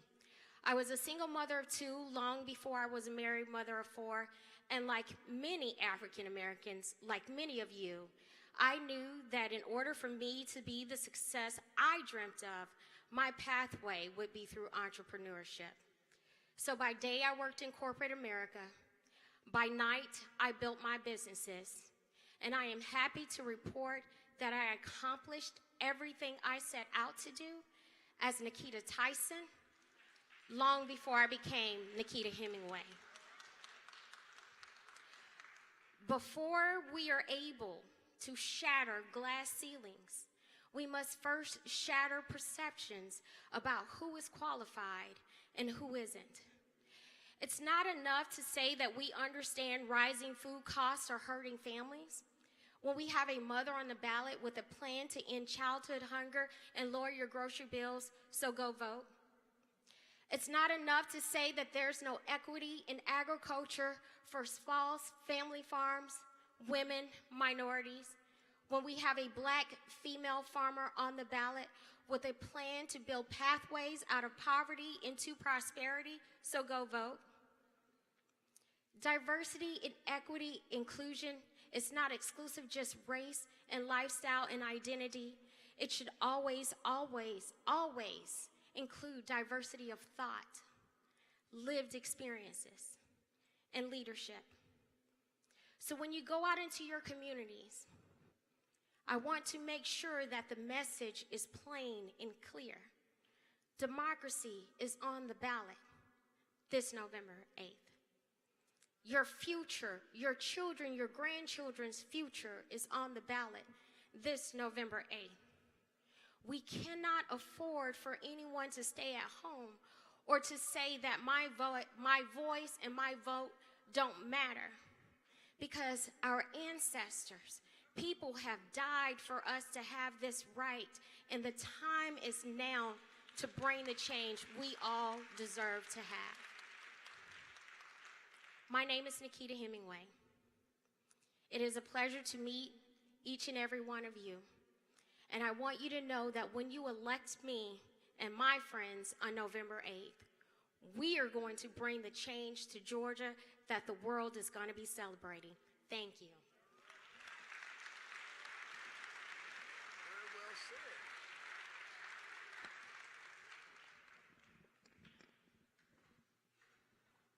All right, thank you, my brothers. This morning, you were passed out 2 sheets. One dated. Let's see what date I dated it. Anyway, did y'all get them this morning? All right, let me say a few things. First, let me talk about the get out the vote. Brothers and sisters, let me say this up front. A lot of you speak about what I've tried to do since I've been in Georgia and all of that. Let me be clear. Jesus uttered some words that really kind of guide and shape my ministry. In the Lord's Prayer, some words which most of us don't consider too significant. But listen to what Jesus says. Thy kingdom come, thy will be done on earth as it is in heaven. Brothers and sisters, I just adamantly believe that our challenge, our task, is to do all that we can to help bring about God's kingdom on earth. But that really might seem like a naive thought, and that earth is never going to be like heaven. That's not the point. The point is we have a responsibility to work towards it. The world in which we live is very little like the kingdom of heaven. And yet that's the responsibility and challenge of the church, to be about kingdom work. And there is a difference between kingdom work and church work. Our task is to be about kingdom work. This election, November 2022, is going to really signal what the future of this democracy is going to be like. If this election goes in a negative way, it will mean that the days of this democracy are probably numbered. And so let me say to you that in the state of Georgia, you and I, the descendants of ancestors who picked cotton, those hands can determine who the next leaders of Georgia will be. We make up about 31% of the voting population of Georgia.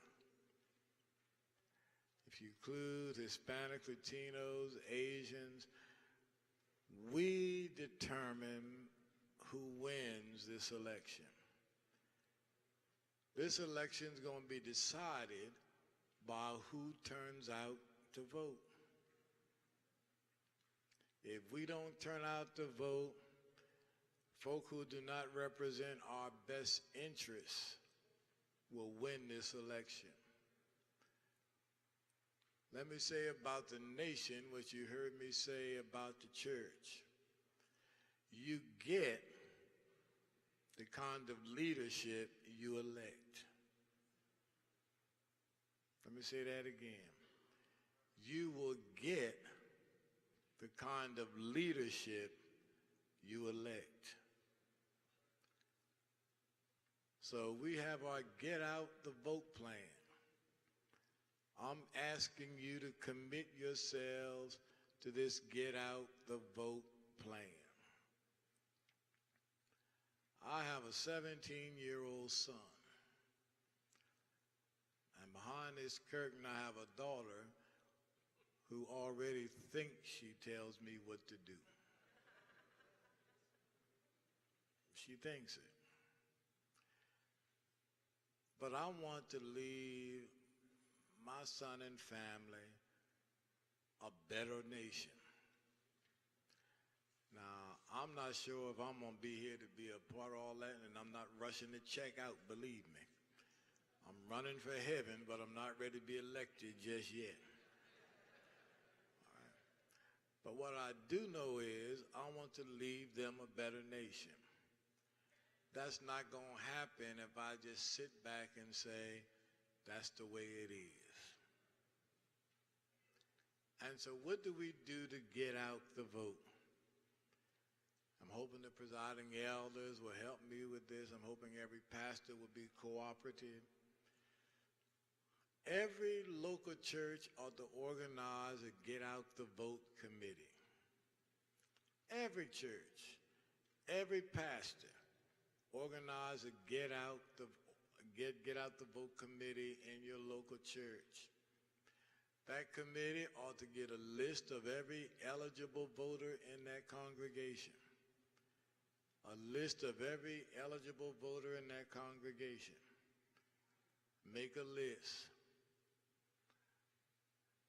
Have the members on that committee get with the members to get your plan to vote. You also ask everyone in your congregation. All of us have members of our families who are not members of our church. Make a commitment to get the members in your family to vote. Really want everybody to get or to commit themselves to get 10 people to vote. Get 10 people to vote. Get 10 people to vote.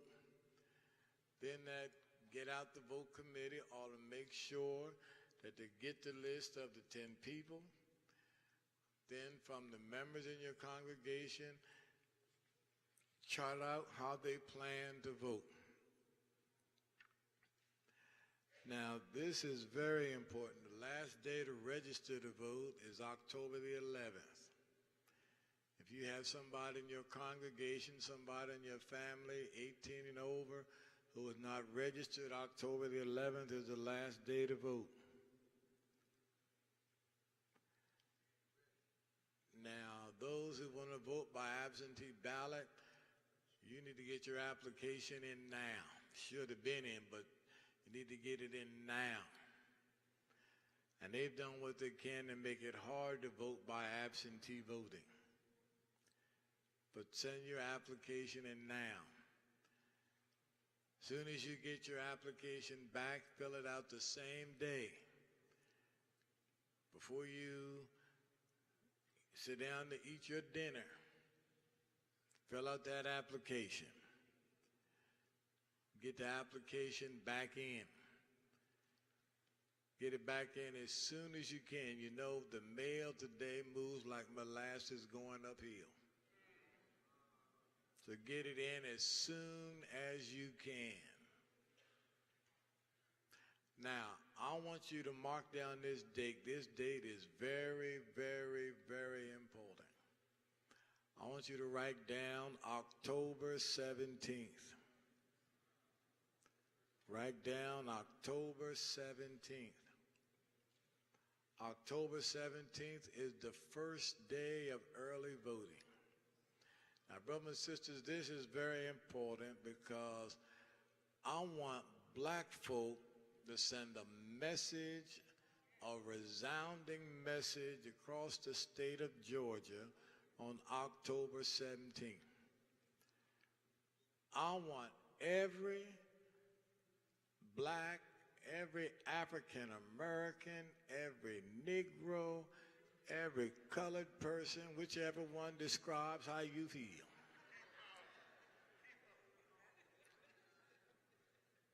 I want you to go and vote early on October 17th. Now, if you have 500,000 blacks vote on October 17th, you will send a shock wave across the state of Georgia.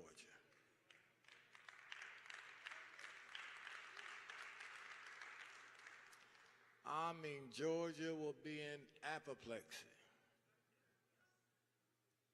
All them black people, all I saw in the place was black people.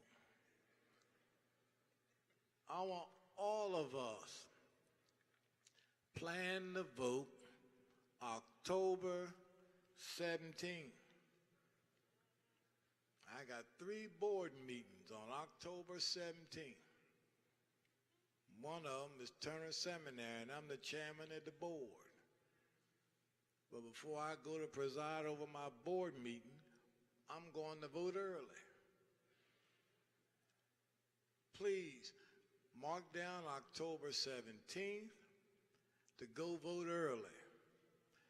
Everybody who lives in your house registered to vote, you tell them they're going to get themselves up and go to vote early on October 17th.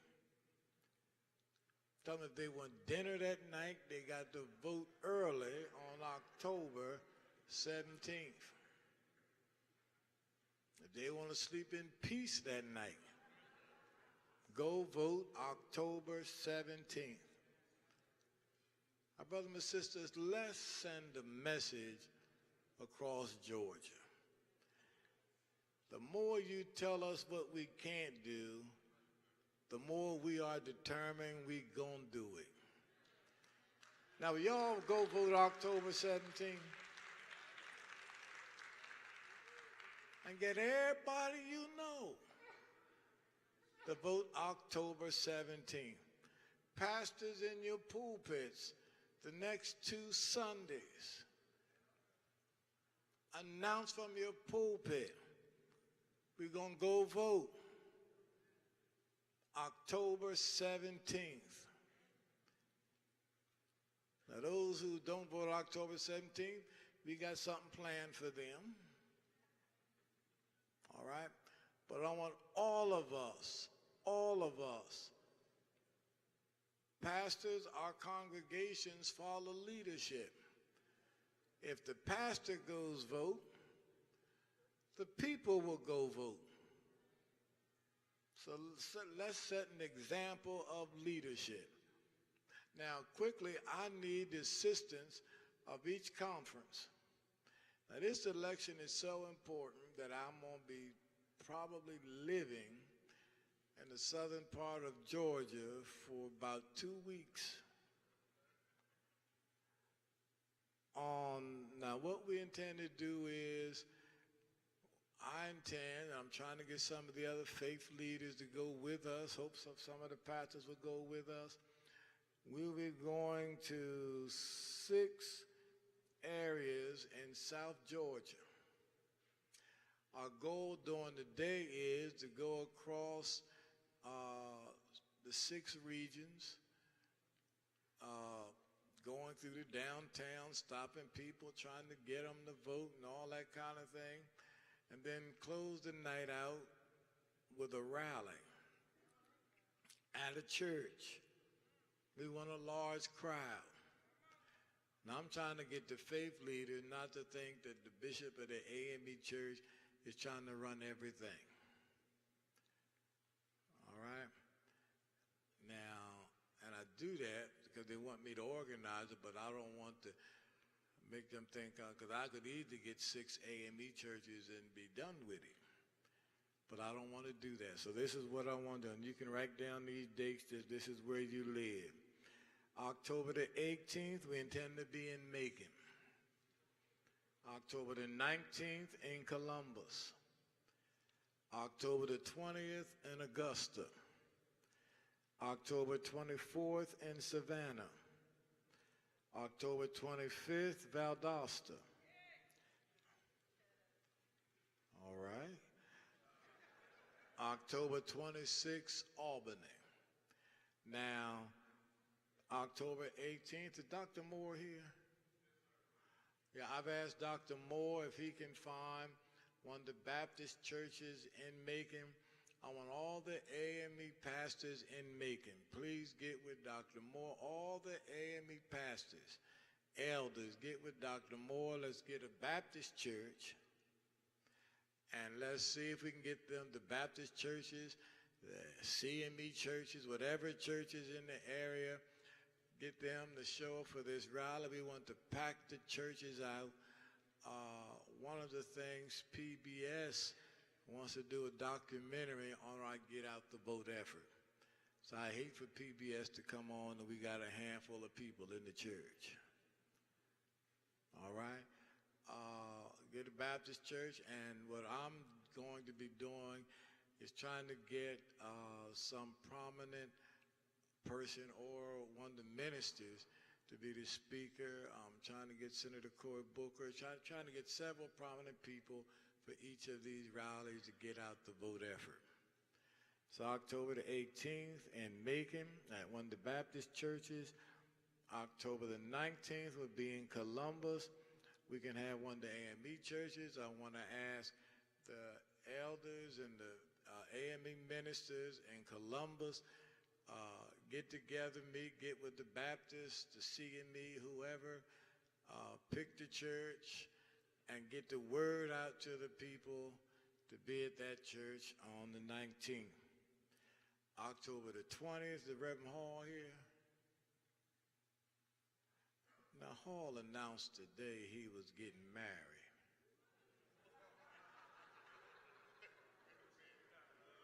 I was there when he said it. Didn't he say it, McMichael? He didn't say that? Are you the one said it?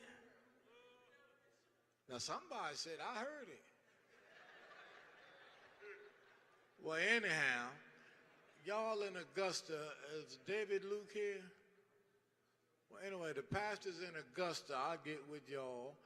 Elder Ingram here. Where's Augusta?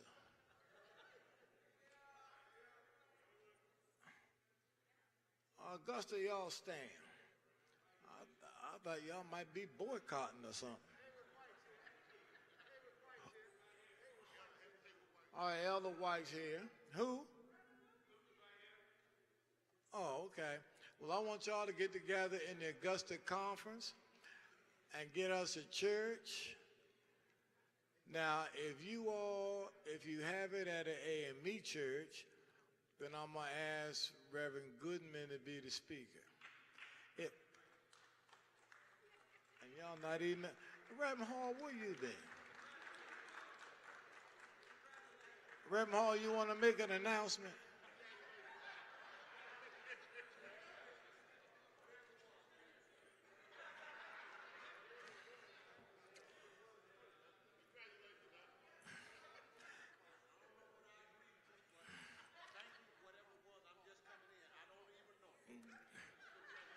Didn't you announce in the dining room you were getting married?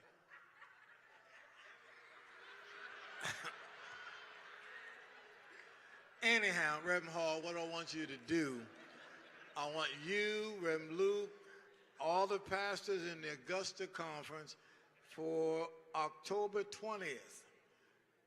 We're going to be in the Augusta area during the day, working to get people out to vote. Want to close out that night with a rally.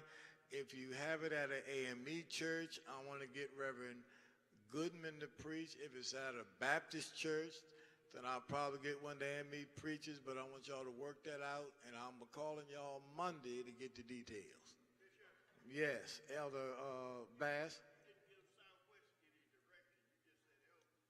Well, no, I said elders and the pastors in the Southwest, y'all get together. Isn't that what I said? Huh? No, if you all have it at an A.M.E. church, then I'll have y'all to get a preacher, probably Baptist, CME. If you have it at a Baptist or CME church, then we'll get probably one of the A.M.Es to preach. So That's what I'm saying. I'll call y'all Monday, and y'all let me know. Okay? October 24th in Savannah, Dr. Clark. You wanted the A.M.E. Church, or you wanted First Baptist? What y'all want to do?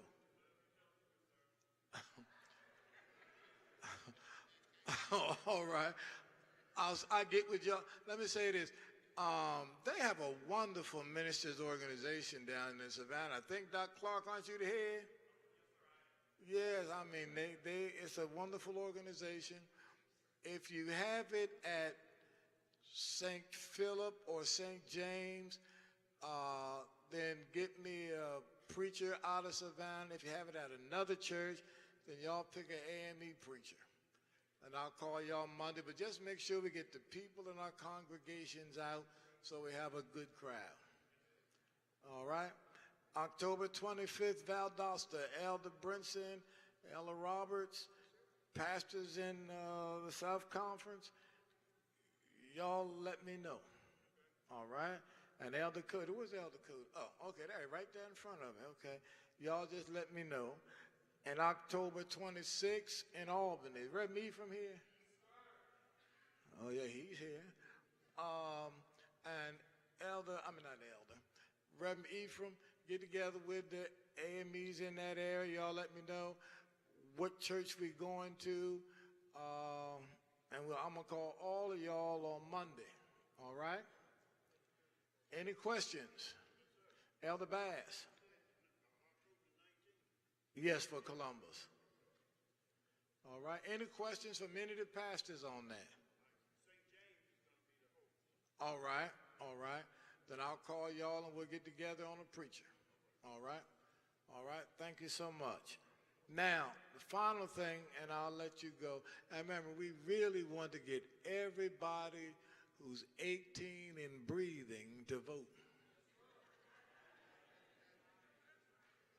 If they're not breathing, we're not going to ask them to vote. All right? Now, let me say this. I have worked very hard over the last couple of weeks to try to find us some money because we want to hire people to get, let me say this, the Atlanta and North Georgia, I'll be coming back to you, but we want to save you for the latter end of the month. But if we don't get out the vote in the southern part of the state, we're done. But I've not forgotten Atlanta, Marietta, and all of that. So be assured I'll be calling you very soon and very soon. There's a guy named James Gamon. Stand up, brother Gamon. Now, he's been like my right arm. And I have really depended on him. I depended on him in 2020 to organize our ground game. He's done a tremendous job. I think you ought to give him a hand.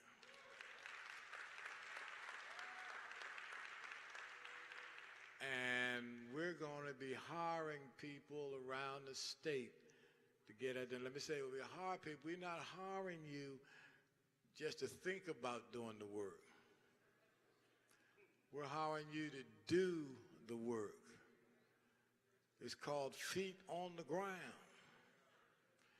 There will be those who are doing phone canvassing, calling the members of our churches, calling members of their families, getting them out to vote. And this is important because they're going to do everything they can. Let me say, anybody here live in Gwinnett County? They have challenged 65,000 people in Gwinnett County's eligibility to vote. Now, fortunately, almost all of them been thrown out because they had no merit. But they're going to be doing that all across the state. In the sheet you have, it tells you where to go. sos.ga.gov, I think it is. Every single one of us in here needs to go there to make sure we are listed as registered voters. Now, in 2018, they dropped 560,000 people from the roll. I guarantee you, we haven't seen it yet, but they're going to try whatever it takes not to lose this election. So please, everybody, go to that and check to make sure you're registered to vote. When it comes up, cut it out, print it out, put it in your wallet, take it with you when you go to vote. So if anybody challenges you in the line to vote, you got what you need with you. Please do that. One advantage of voting early, if there's a problem, you can get it settled, straightened out. So please do that. Brother Gamon, you want to talk about how we're going to do this?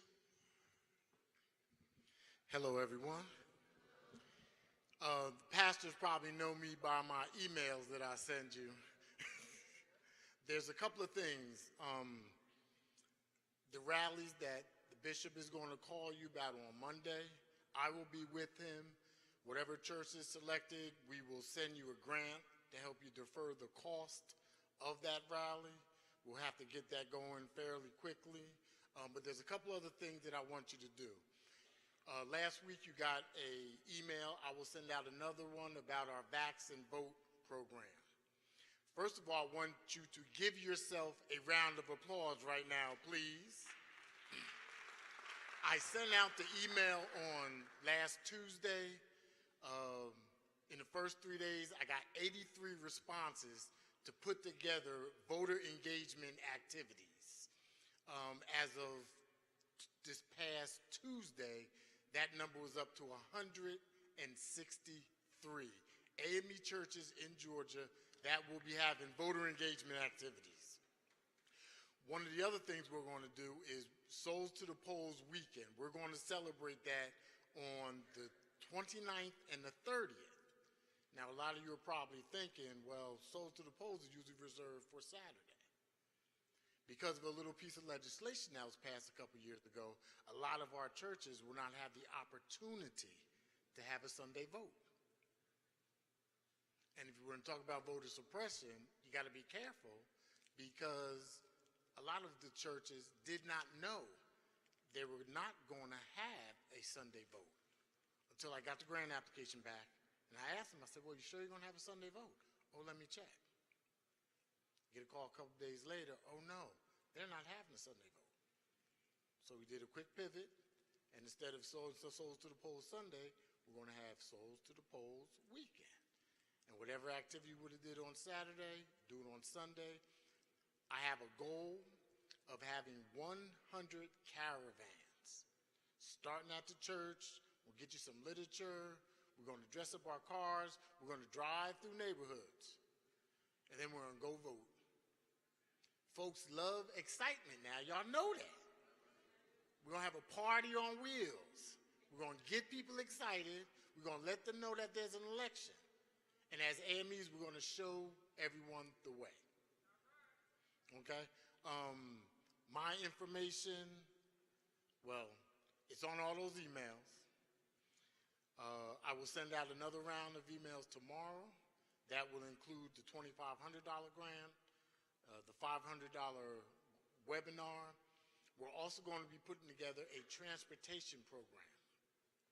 And with the transportation program, what we're going to do is we're going to rent your church van over the early vote to election day, 2 days a week, plus Souls to the Polls Saturday or Sunday, plus election day.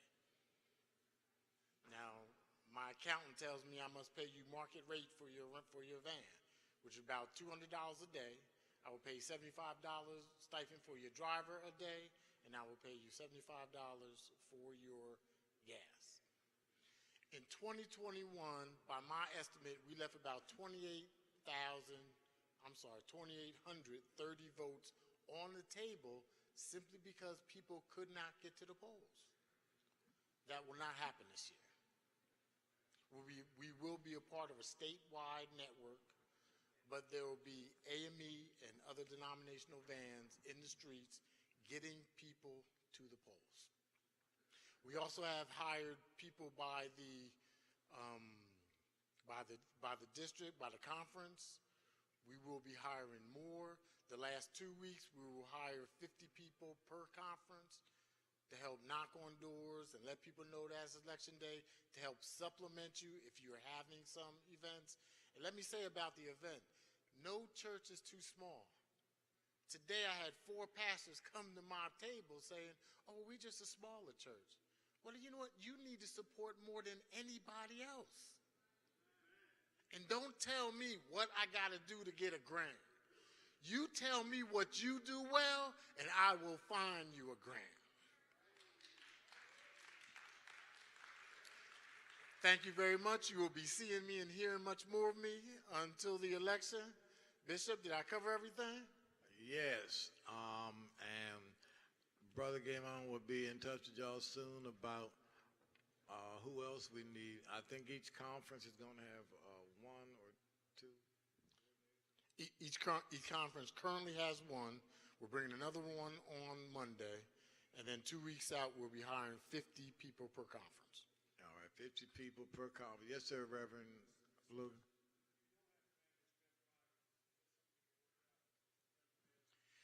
Absolutely. We're paying you market rates, so if you want to be a part of the program enough, we can go rent you a van. All right. The one thing that Bishop and I worked very hard over the last 2 years. The first couple years, economics played a role. We worked very hard at raising some money, so this year we would have flexibility that we never had before. And I think we've gotten there, or close. Thank you. All right. Now, Reverend Gordon wanted me to announce that Congressman Bishop is going to be at St. Paul. When is it, Reverend Gordon? What? Wednesday, October the 12th at 6 p.m. at St. Paul in Columbus. Yes, sir, Reverend Luke.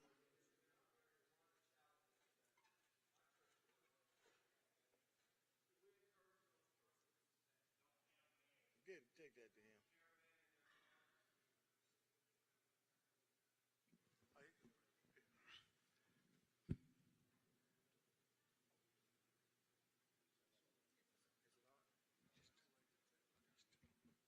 Okay.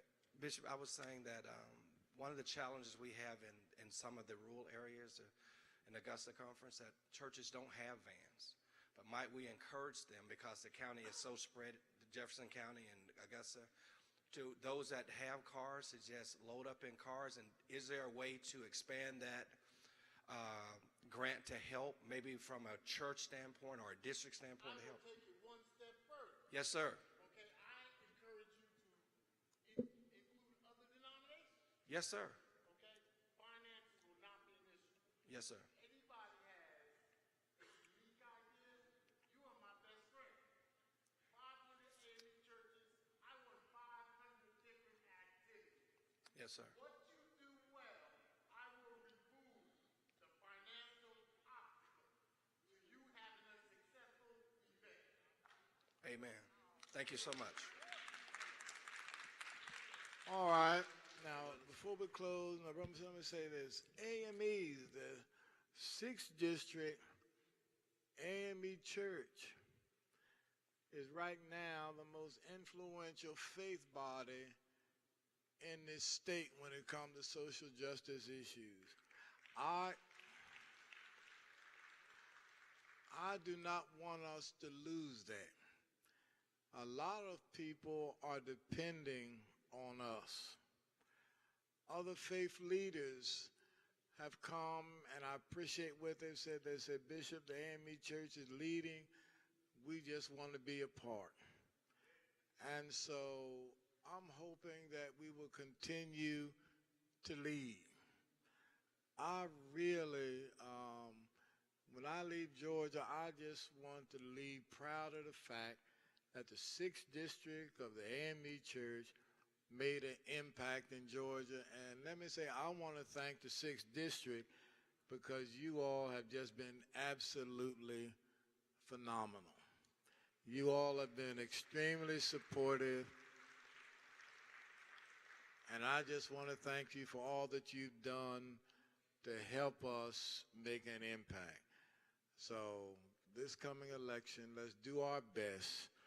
You know, we can really help Georgia and the nation redeem itself. So let's go do that. Tonight we have service 7 o'clock. We have an absolutely outstanding preacher tonight, the Reverend Reginald Sharp Jr. Tremendous preacher will be the preacher tonight. Tomorrow morning we have a lot of work to do, a lot of things to do as it relates to that. We'll give an update as it relates to the annuity, Department of Retirement Services. We will give updates on some realignment of presiding elder districts and conferences. We will also deal with annual conference and the electoral college, which will be happening this year. So we have a lot of stuff we have to do tomorrow, and I strongly urge you to be here, because one thing is not good with A.M.E. Church, when you get stuff secondhand. Once it gets past the first hand, it's never the same as it left. All right? So let's plan to be in the house for the worship service tonight and for tomorrow. I think we're having a pretty good meeting. What do you think? All right? Any other thing before we adjourn for the evening? All right, we will return at 7 o'clock p.m. for our worship service. I'll see you then.